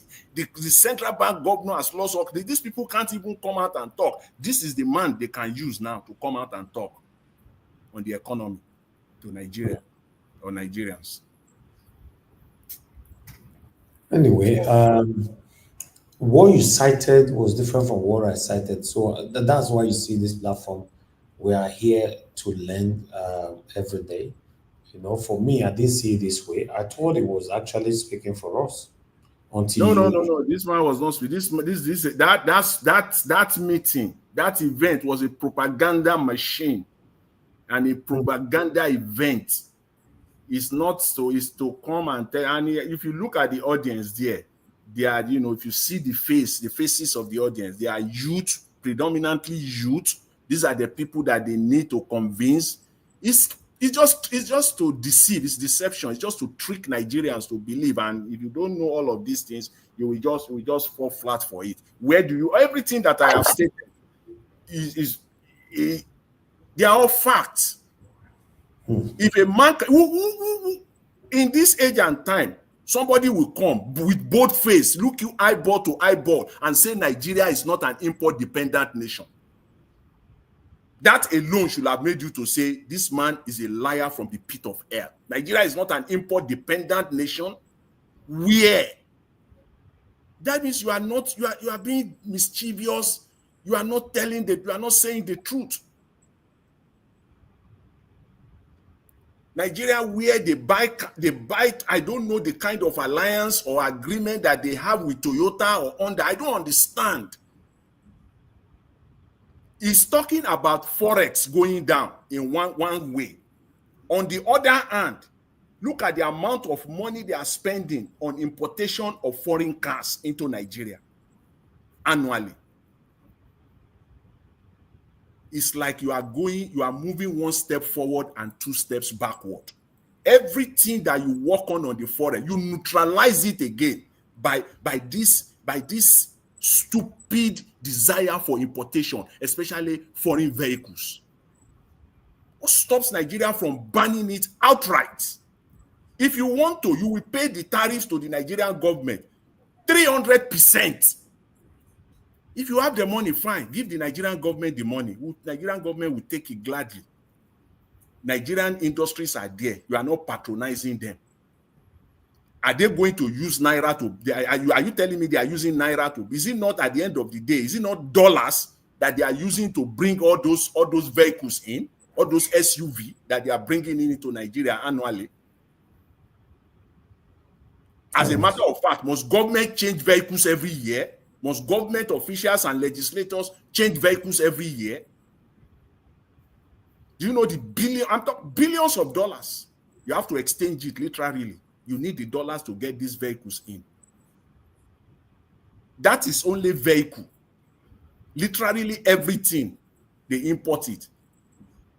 Witayo Oyedele tell me that even in his office, all the curtains, all the furnishings in his office, let him mention 2 Nigerian companies that made those that are manufacturing those items in his office. The refrigerator in his office, the AC in his office, the curtains and the carpet is in his office. Mention the 2 Nigerian companies that are making them if they are not imported. And you say Nigeria is not an import-dependent nation. You alone. Do you know how much how much dollar that you are taking out of Nigeria because of importation? And now talk of the entire Nigerian government and the entire Nigerian population. If you want to know that Nigeria is an import-dependent nation, take a look at your office, your house, and everything that is there, from your carpet to your AC to your refrigerator, everything inside your house. This one was made in Kogi. This one, the manufacturer is somewhere in Enugu. This one, none. Apart from the tomato, perhaps the tomato that you are using to cook. Everything is imported. Houses are being built across Nigeria every day. People spend billions, trillions of nairas are being built on real estate. Largely, most of the items are imported, and it's still saying that Nigeria is not an import-dependent nation. How?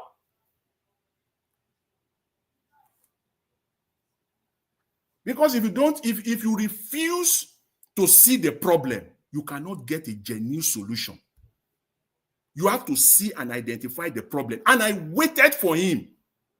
I said I refused to listen to him again. I decided to listen to him because, okay, this man is there. He has knowledge. I will learn 1 or 2 things. This man did not say anything about exports. Nothing about export. And you are telling me that the worst is behind us when Nigeria is exporting what Nigeria is exporting and what Nigeria is importing. The difference is day and night. And you are saying the worst is behind us. How will that be?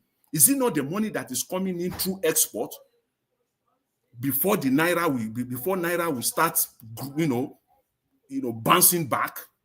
But we are getting nothing. We are literally getting nothing that will be sufficient enough to fight the dollar. We are getting nothing apart from the crude oil. And the crude oil that you are talking about, those money are not staying with us. They are not. You agree. You yourself, you confess that they have borrowed against them. So it is not Nigerians' dollar, even those ones, because they have borrowed against them. But Nigeria can enter it as export anyways. So you can see we are deceiving ourselves. You will say you sold goods of 1 billion, but the 1 billion is not showing in your account. But you can enter it anyways that you sold 1 billion. See the deception there. That is the deception that the layman on the street must recognize. They can say that Nigeria is exporting, but the money for those items are not there. They are not there for Nigerians to use. If they are there, why do you keep on borrowing?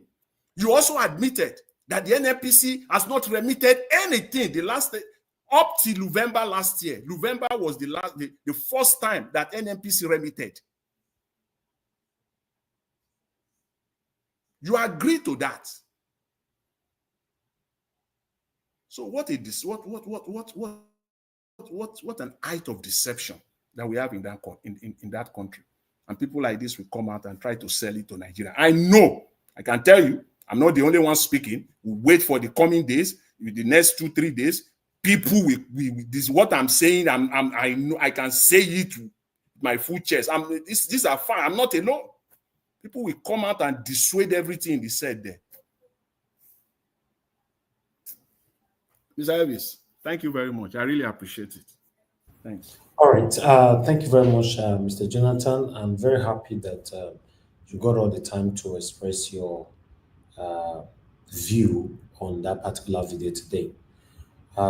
Before we have our final submission with you and Madam Rita, I would like us to go back again to Very Dark Man, regarding on the EFCC situation that happened yesterday and an update from Edo State concerning the ongoing appeal court, the governorship appeal court. But let me start with the Edo State one quickly. Yes, my people, my name is Good Luck Society. I don't bring an update of what happened for court today, as I promised yesterday. Today, na 18th of January 2025. Today, na Saturday. So I want first tell you say all the katakata, the security katakata when it happened yesterday, did not happen. Those people when it caused those things yesterday, they're not allowed to enter court today. So security they tight, different from yesterday. Everywhere, everything they calm. So as we enter inside the court, now so the PDP lawyers come present their document, everything, all the documentary evidence, the certified copies of them, the beavers, the ECA forms, everything when they need, all the documentary evidence. Today they don't finally submit them and courts don't admit them. It gets somewhere they will provide self-help. When the APC lawyers see them, they just answer, say they know they debate this one, they know they argue around. So now so it happen, everything go on well smoothly. Court come adjourn till Monday the 20th of January. So for the next stage, that one at the next stage when it will happen. And as we promise, as they go on, we will still come to give una the update. Una well done. All right. Yes, according to that video, what happened 2 days ago at the court where they were fighting and all that. So all of them were banned. None of them were allowed to come to the court yesterday, Saturday, 18th. None of them. So the whole situation is going on well now. So the next hearing is going to be tomorrow, 20th of January 2025. So I thought I should bring that in. Let's take this video here. All right, now to the issue of this EFCC operative that was shot when they went for a raid in Anambra. So it was reported yesterday that some EFCC operative, they went to a compound in Anambra State. They scaled through the fence at 3 a.m. to make an arrest and a raid. They didn't know that the compound that they were coming to, those people had gone. And that was how they exchanged fire that led to the death of this man, this EFCC personnel named Salisu. They moved him to his state in Sokoto and he has been buried. I've been seeing a lot of comments, that are very, very disturbing. Some people are saying, oh, EFCC had it coming, they do too much. yes, maybe they have been doing too much. Some other people were saying, because this guy where they buy now, they're saying in wedding they come up soon. Some people say go do the raid so that I go get money, take do wedding. Thank God say they buy him. You understand? EFCC native and all that. Yes, fine and good. We can say okay, no problem. But now there are some very, very disturbing tweets that don't sit right with me, and I need to educate most of them about a lot of things when it comes to all this crime for Nigeria. Now, Solomon Buchi of all persons, I have a question for you. You tweeted a Nigerian man shot an EFCC officer that raided his home by 3 a.m. I am very happy. If you come in the night, you are a thief that should die by the gun. So, Mombuchi, do you know what this your tweets have encouraged? Do you know what message this your tweet is sending to the youths? Other than that, are you even a human being? Somebody was by in the line of duty. This is a human being. Let's leave the FCC out of it first. This is not a human being. This is not somebody's son, somebody's brother. You see all these security agencies where you see, you see now they just pick them from ground. These are other people's family, for crying out loud.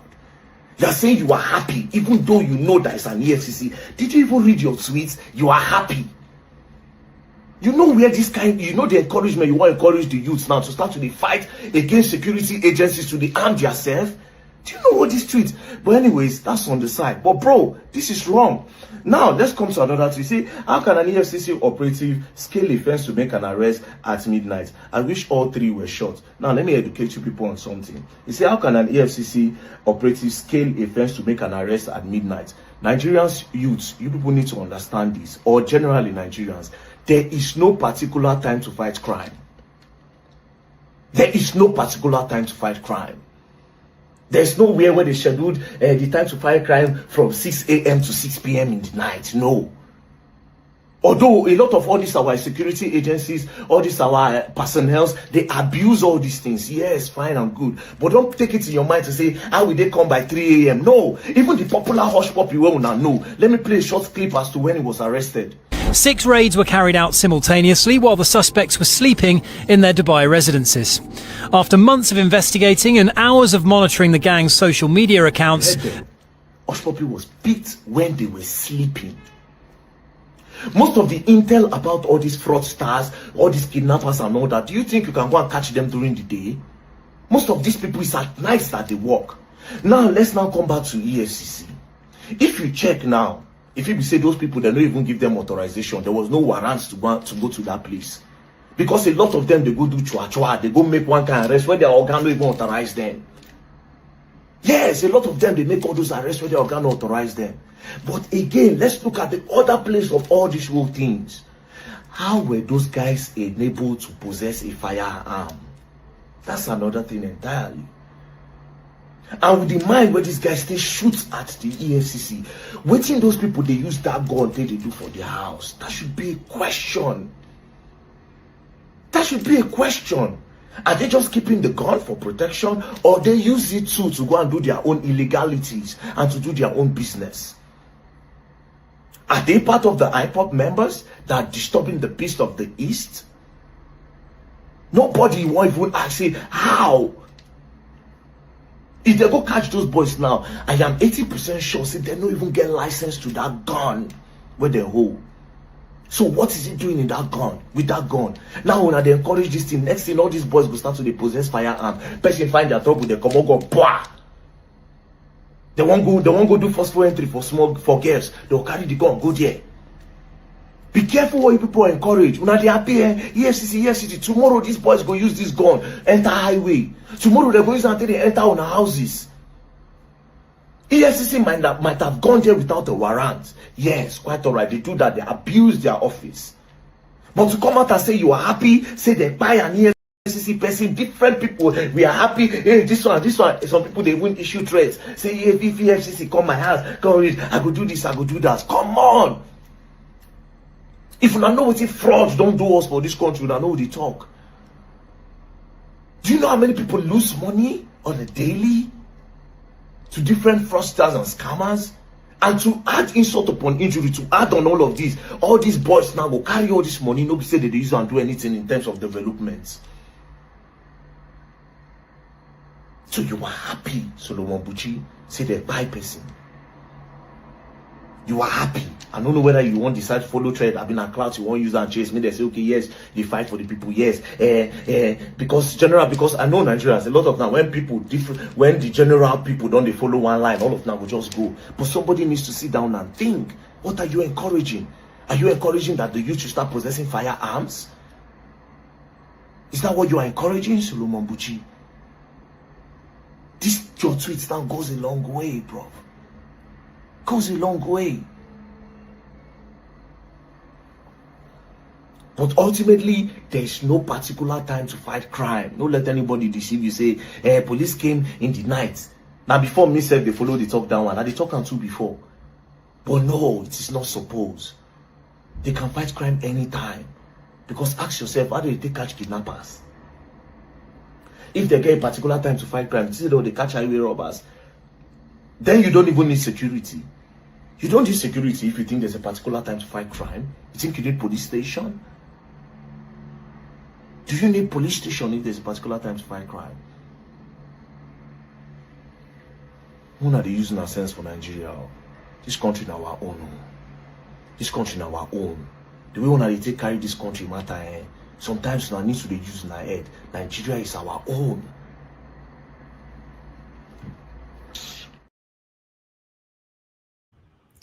All right. That's a response right there from Ferry Darkman concerning what happened 2 days ago in Anambra State.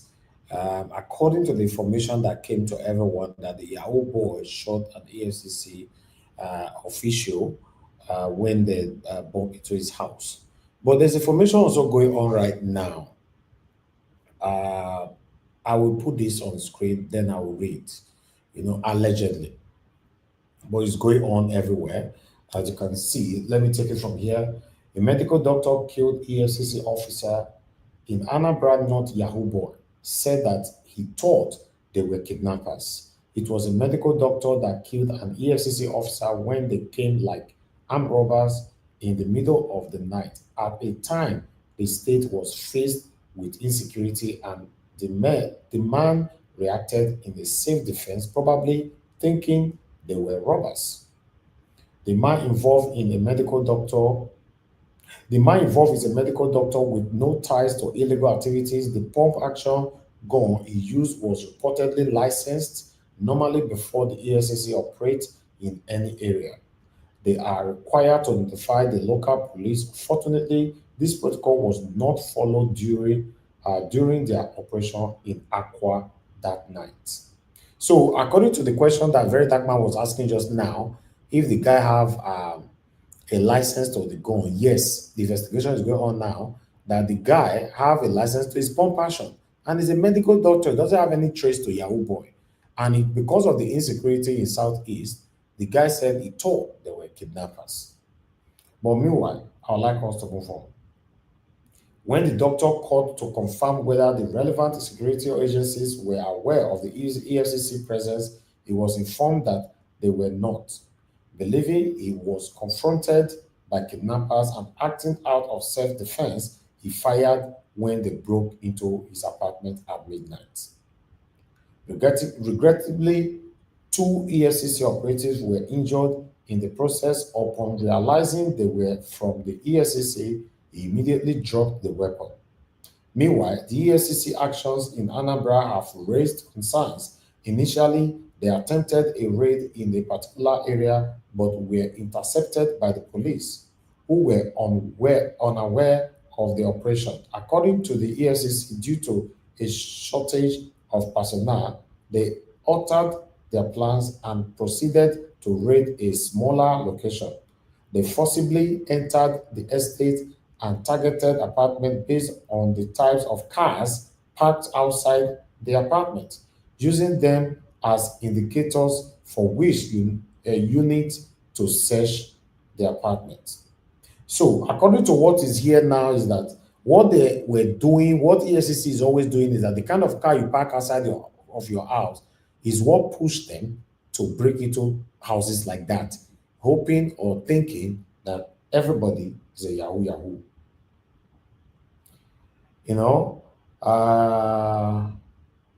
Okay, this raises the questions. How did operatives from the EFCC Enugu Zonal Office go to Anambra amid ongoing insecurity in the state without informing the local police, especially while facing a shortage of manpower? It is so unfortunate that we lost a staff of the commission, but this call for a new strategy. I don't buy Ito EFCC entry an apartment like criminals. They went to the media with story of Yahoo boys shooting EFCC operatives because they can't defend mode of their operation in Aqua that night. EFCC should conduct investigation before invitation, or even arrest. Economic and Financial Crimes Commission should change their strategies to reflect intellectual and intelligence operation. Barrister Odumu, whatever, blah, blah, blah.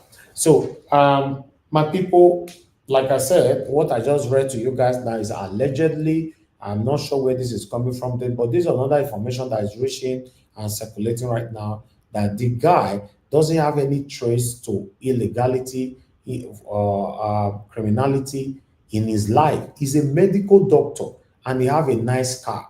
And EFCC targets, according to allegedly, always target apartment that have good car outside.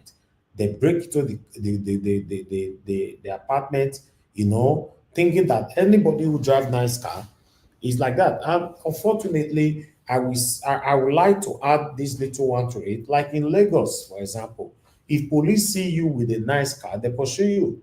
They want to stop you. Until you now roll down, they now get to see you. Okay. Organa, you be that. Good evening, sir. Your boys, they say so no, and all those kind of rubbish. And it's wrong.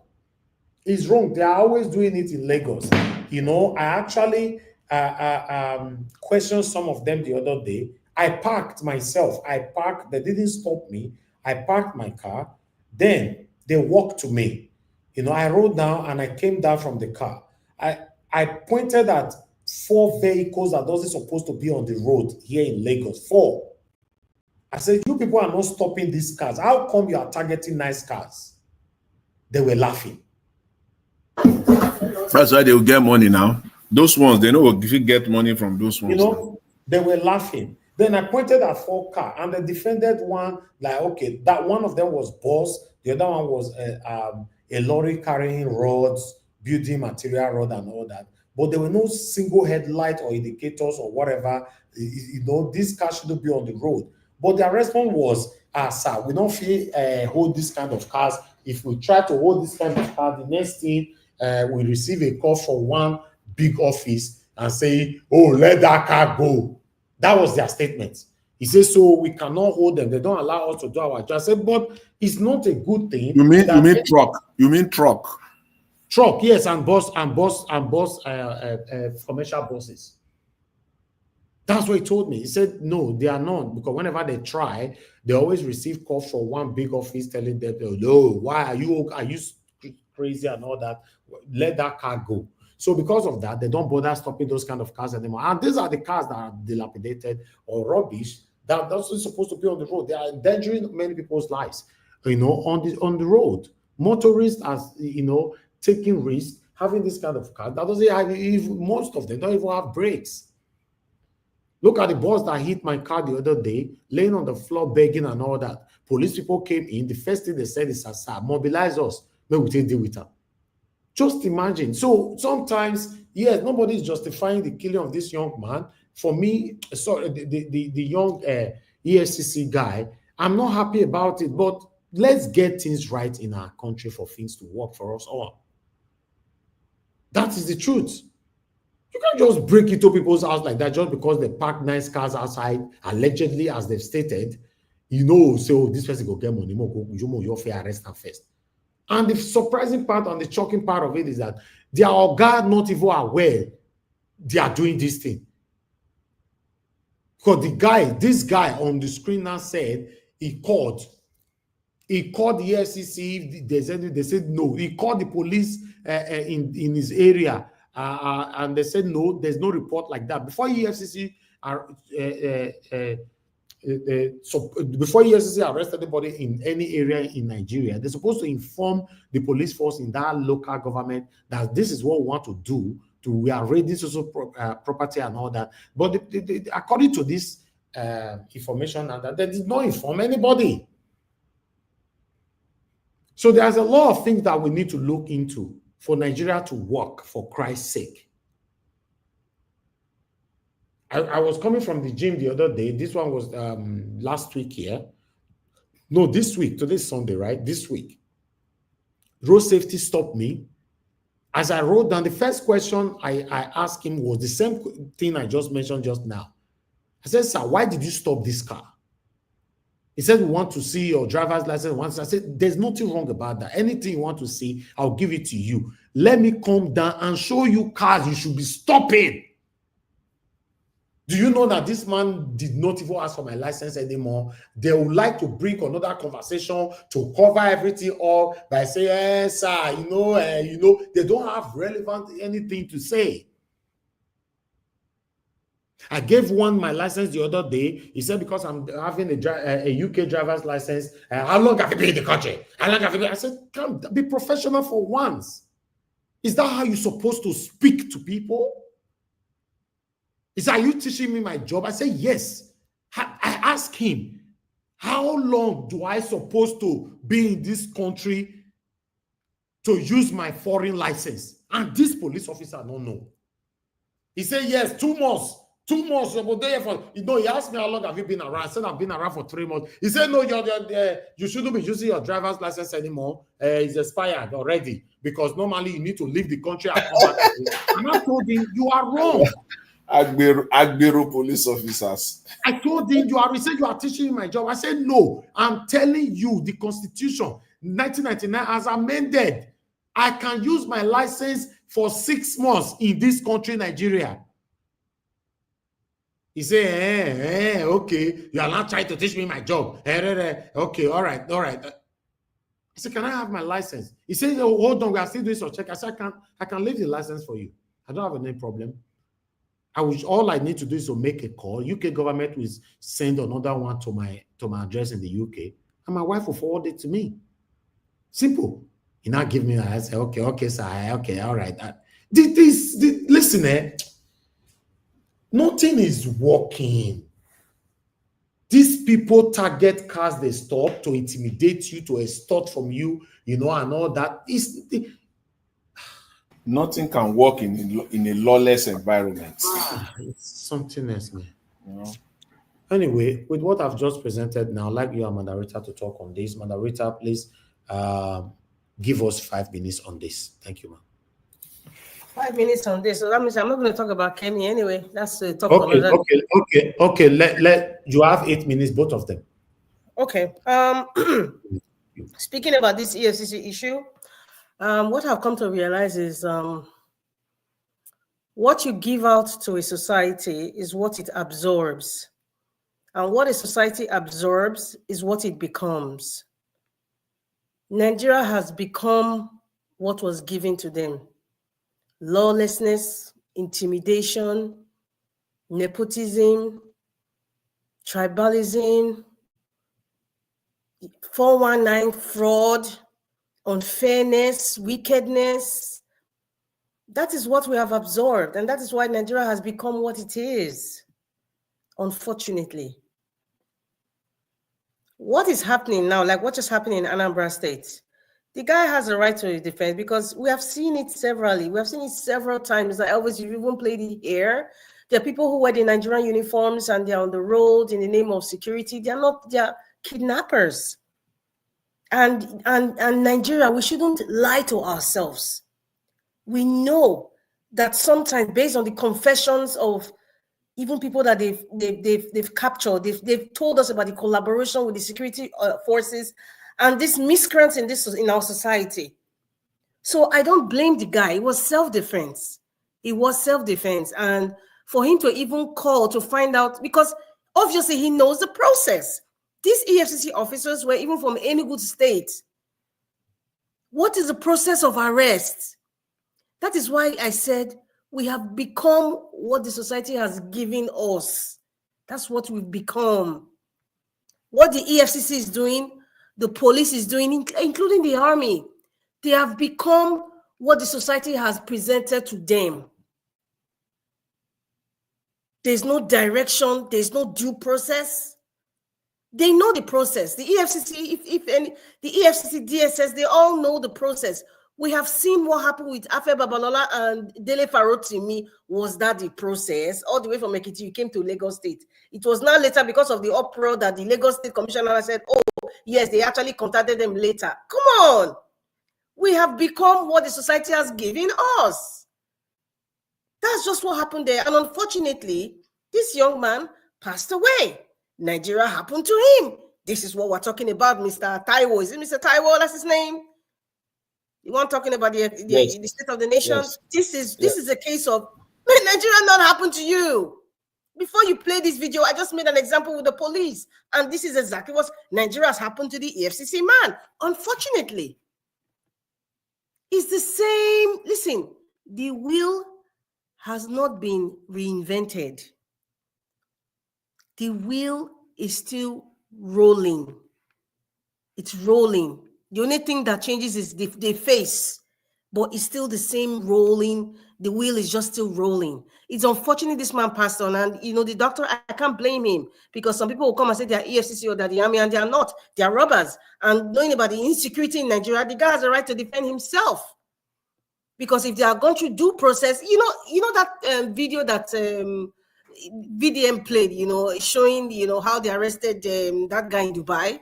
I don't want to mention his name. It's not worthy to be mentioned here, you know. But I mean, if we go through what led to that, how the process was, you know, it's not the same as what these EFCC people did. It's not the same. Even when PDD was arrested in the United States of America, simultaneously in 2 different states,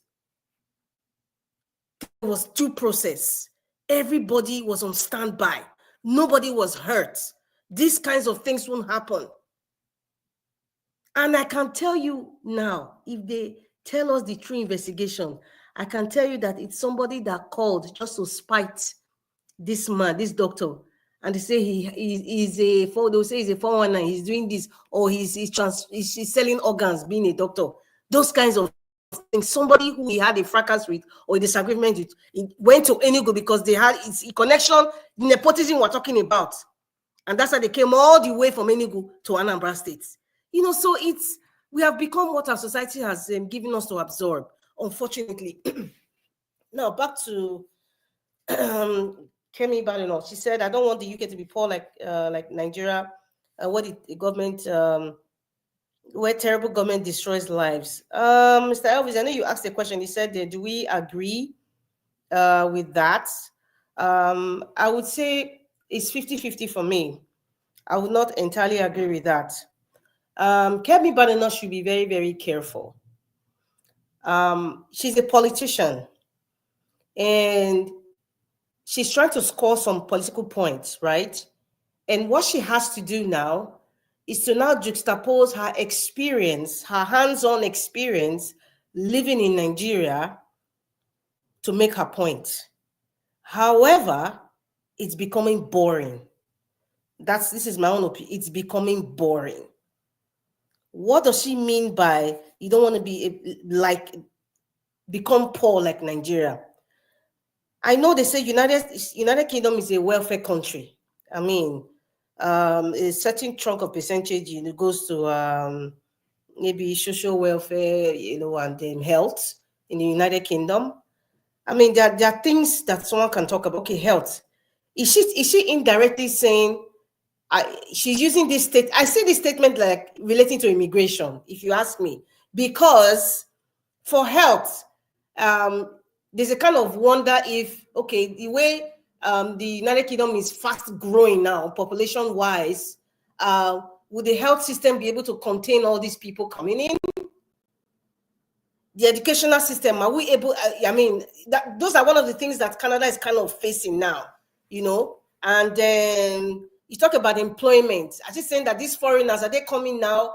And then the British people will not see any employment because employers are looking for cheap labor, which is obviously illegal. Cheap labor, because they know that these people, They don't have, they're not documented properly in the United Kingdom. And so every employer or every factory or every care home want to give them less than what they would actually have been earning per hour. And then are these people going into the system, the social services system and partnership? What are these foreign people coming into? So, she's actually pushing away from the main issue. That's what I think. This is politics now. But using Nigeria as a case study to say where the government destroys lives, how is that? I'm trying to marry that with the British system of government, or how the quality of life of the British people now. That's why I say the game that she's playing is becoming boring.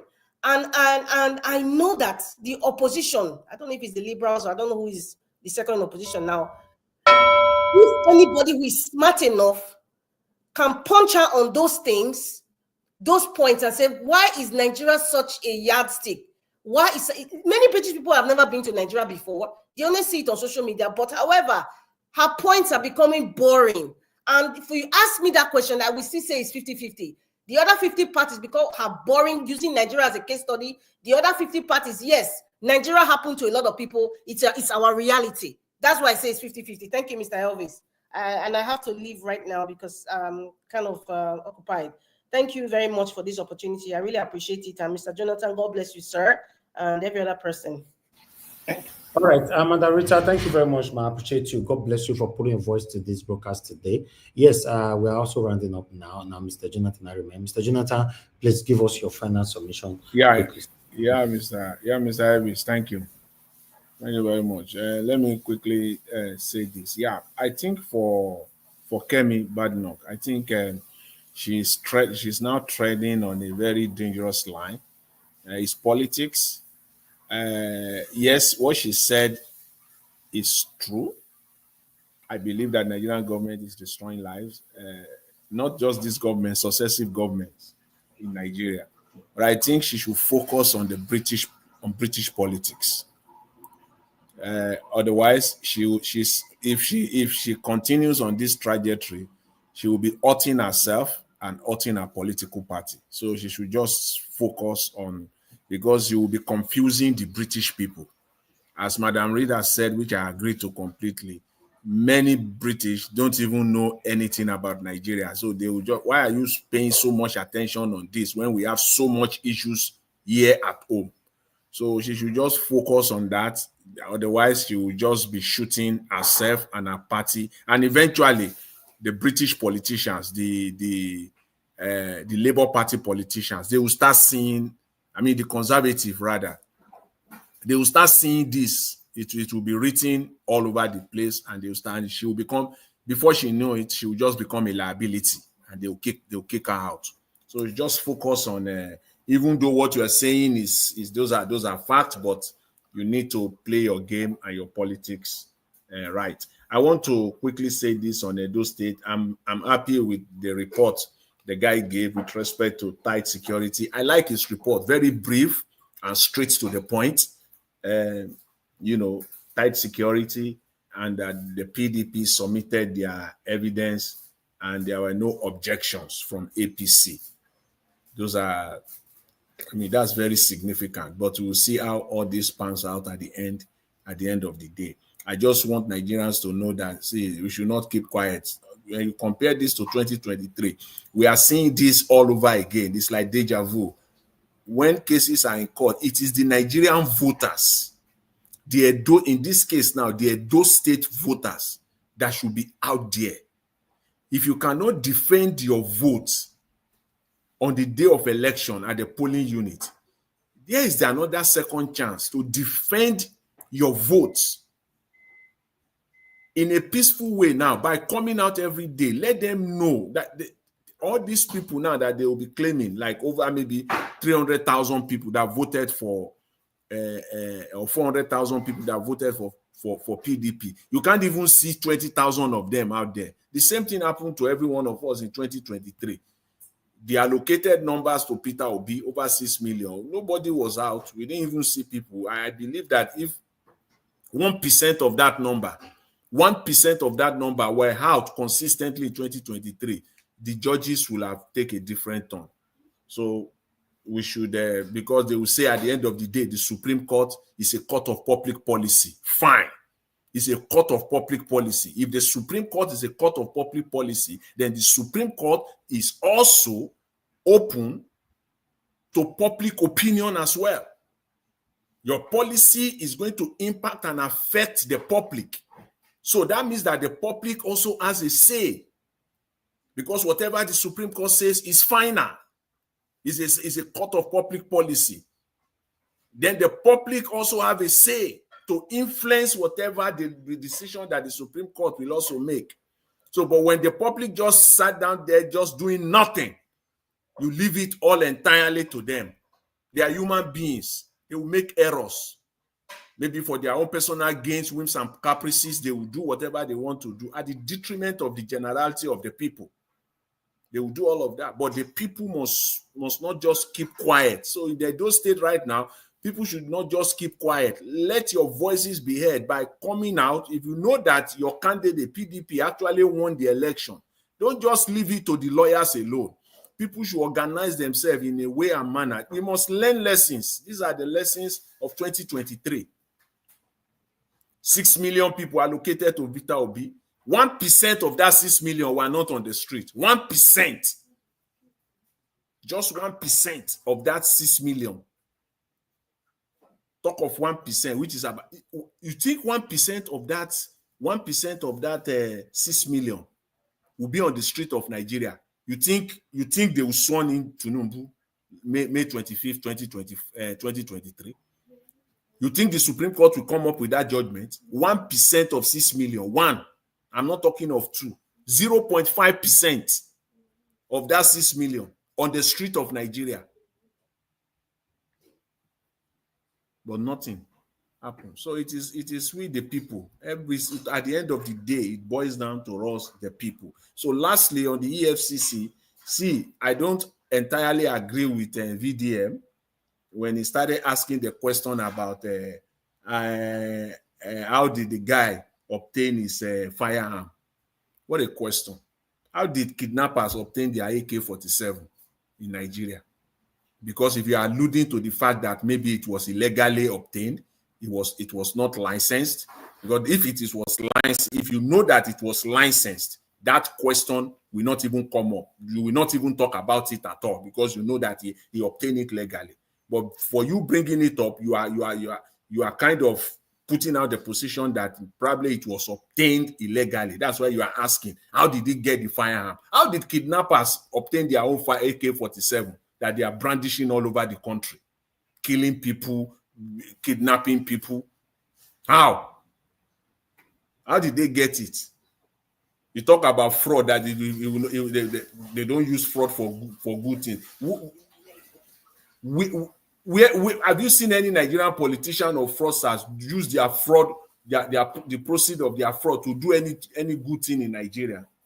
Even Nigerian politicians, they don't use it for any good thing.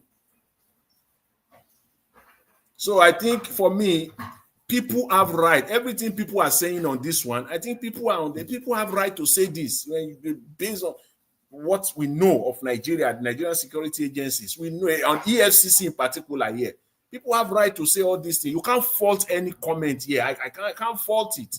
People have the right to say what they want to say here. How do you want to fault them? It is a country where just somebody who just doesn't like your face, just because somebody wake up in the morning, he doesn't like your face at all, he can go and write a petition. Write a petition. People just don't like you because you are living good. They can go and write a petition. Based on that petition, the security agencies will put themselves together and come and parade themselves and, say on what basis that they want to arrest you. No investigation, no nothing, just because somebody wrote a petition. That's what is obtaining in Nigeria now. Just if you don't like somebody's face, just write a petition. Back it up with some money. Back it up with some money. That's all. They will just go and parade themselves there and say they want to arrest the person. That's the country. It's all talk of being lawless.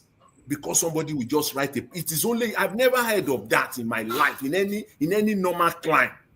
A citizen will write a petition against his fellow citizen, and the security agencies will rise up based on that petition and go and arrest the other citizen. No investigation conducted, thorough investigation, just based on that petition alone. The big people, the so-called big people, they use it. The middle class people, they use it. The poor even use it against themselves. In all across Nigeria, somebody will just go and report to the police that somebody did this, he did that, he did that. He will drop 5,000 naira or 10,000 naira to the police, and the police will show up. Is that a country? It shouldn't have to be so. All right. So we need in Nigeria, we need to put things right in that country. But as far as this man is concerned, if he's claiming self-defense, let him go to court and defend himself. That's just what it is. But on this very matter, the way and manner at which the EFCC paraded themselves is so shameful, and this should not be encouraged. That's what the focus should be. Nigerians have rights to make all these comments that they are making. They have the right to make all these comments at this time. Thank you very much, Mr. Elvis. I appreciate it. All right. Thank you so much, Mr. Jonathan. Thank you for coming in today. At least you got enough time to talk on this whole headlines. God bless you, sir. I appreciate you. Thank you very much, Madam Rita, for coming in. I appreciate you. Thank you, our newcomer that came in firstly today. I don't forget your name already, but you need to join us more often so that we can remember you all the time. Thank you, Mr. Jonathan, once again, Madam Rita. Thank you. Madam Patricia came in, but you could not wait to give your submission. You left. But I appreciate you as well. Those of you that call into the show today as well, Madam Emmy, thank you very much for calling in. And the love of God is my strength. Mr. Wale and many others that called in. That our brother that called from the UK who told us his story. I forgot his name as well. I want to say I appreciate every one of you. For those of you that supported the channel today, thank you so much, my people. Didi Anthony, Patty Solomon, Love of God is my strength, Blessed Lady, and I just got a new super chat from Matthew Edosoma and Stella Peters. Thank you very much. Now God bless you. I'm very, very grateful for this. I'm not taking it for granted. May God bless you. May your pocket never, ever, ever run dry. Thank you so much. This late super chat, I don't know. They make me this my way because now they pass road. And God bless you, my people. Thank you so much. But meanwhile, I appreciate every one of you, my wonderful people. I'd like us to move on right now. We have somebody on the backstage, but you need to put on your camera so that will bring you in so that you can quickly talk for just 1 minute. You know, put on your camera, except you are new to this platform. You're saying, okay, now I know that you're satanic, so I'll remove you. Don't worry. You'll be thrown out. You're not a true person. Okay, thank you very much, my people. Now God bless you now. But we put out a poll earlier on concerning the same topic we had here today. Do you agree with Kemi that Nigerian government destroy lives? So yes, I agree 93%. No, I disagree 7%. This is the poll that I put out. I will go 165 at the time I screenshotted it, you know. But at this moment now, the people that voted on that poll, let me see, is now 169, and the one I put on there is 165. So at least 4 more voted, you know. You see, this is one of the things I talk about all the time. Nigerian government, if you want the citizens to continue to trust you, please do things right so that we can trust you, we can fight for our government at all times. You and I know that the way you guys are treating us is not nice. So even the citizens, almost 99% of Nigerian citizens have lost hope and trust for our government, which is very, very wrong. So on that, you know, even though Kemi is, I don't know where Kemi and Nigerian government see but still, what do we know? We bring it here for people to put their voices, tell us their opinion, and we share it right there. Remember that Nigeria Watch, we don't just come here and talk. We work with third parties. So if you don't like whatever we presented, you traced the primary source first before you come to us. I appreciate every one of you. We are not perfect here. Continue to encourage us by joining our platform, put our voices to what is affecting us in our country. Let's continue to do all this together. If it's your first time on this platform, you're wondering what the platform is all about. We are here every single day, 7 p.m. Nigerian time till like 3 or 4 hours, talking about what is affecting us in our country, calling out our government to do the right thing. As you and I know, Nigeria is not working how it's supposed to be compared to other developed countries. That's what we're doing here. So if you are here because of that, you're in the right place. Join us every day if you can, or once in a while, if you can, put your voices out there. Either you join the panel or call into the show, let people hear from you. And don't forget to subscribe to our channel, hit the notification bell so that our voices can always go far. For those of you that have not like this video before you leave, and help us to share, copy the link, take with you to other platforms where you belong, so that others will know what we talked about today. My people, as I talked about before, we've come to the end of this broadcast. I'd like to appreciate those of you right down in the comment section quickly. Mother of all Mommy Diaspora, thank you very much, Mommy. I appreciate you always for all that you do. God bless you, and I love you so much. Thank you very much, Madam Martina Abasu TV. I saw you earlier on. Thanks for joining us today. Thank you very much, Madam Amen Bright. Thank you so much, Mr. Johnson Emmanuel, Jacob DF. I can see you. Thank you, Ebuka John Olga. Thank you very much. Olumide Akiwomi, my brother. Thank you very much. I appreciate you. Mr. Pansat, thank you very much, sir. Mr. Pansat did with me yesterday, not be small. Woto for year. Although it was welcome. I like those kind of challenge. You know, if they give Mr. Pansat yesterday for evil fight with Tony Kabaka. Although that's what it's supposed to be. When you care about your country, it doesn't matter the region, you need to be expressive and pour out your concerns. You know, I don't like people who express themselves just because they matter now, only for their region I come from. It shouldn't be like that. You know, if you see my panel, you see the people that is their voices are going far here. If you check them, in most cases, where they come from, you know, it will surprise you. But I'll just leave it right there before some people will take you to the lane of ethnicism. But nevertheless, Black Panther, my brother, I can see right there. Thank you very much for joining us. I appreciate you, my brother.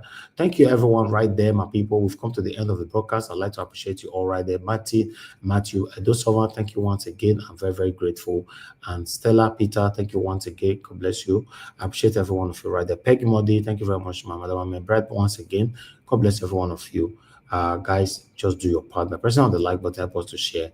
Take our voices far, always. And I'll see you guys again tomorrow. Tomorrow is another day, a new week. So fingers crossed, by God's grace, we'll continue from where we stop. One day, Nigeria will be better. I believe so much in my country. I want Nigeria to be better in my time. That's why I'm doing what I'm doing here today. I really want my country to work because I love my country than every other country that I've ever encountered or lived on. So that's the truth. We have to say it how it is. For me, I value my country so very much. That's why you see, I want Nigeria to work. I don't want Nigeria to destroy. I don't want anything to happen to my country. I just want it to work. Because many of us, we have dedicated ourselves in our country and we've invested in our country and we want the country to work. So if you are part of the people that want Nigeria to work, continue to put your effort, put your voices out there. We need more channels that will come out every day to call out our government to do the right thing. Constitutionally, you know, don't just come out and give information that you cannot stand with. Because if they drag you tomorrow, you're going to blab. I see her for a year. No, you have to work with mainstream platforms. But nevertheless, my people, I'm gone now. God bless you. Now we've come to the end of this broadcast. I'll see you guys later on. Take care, my people, and have a good night. Bye for now.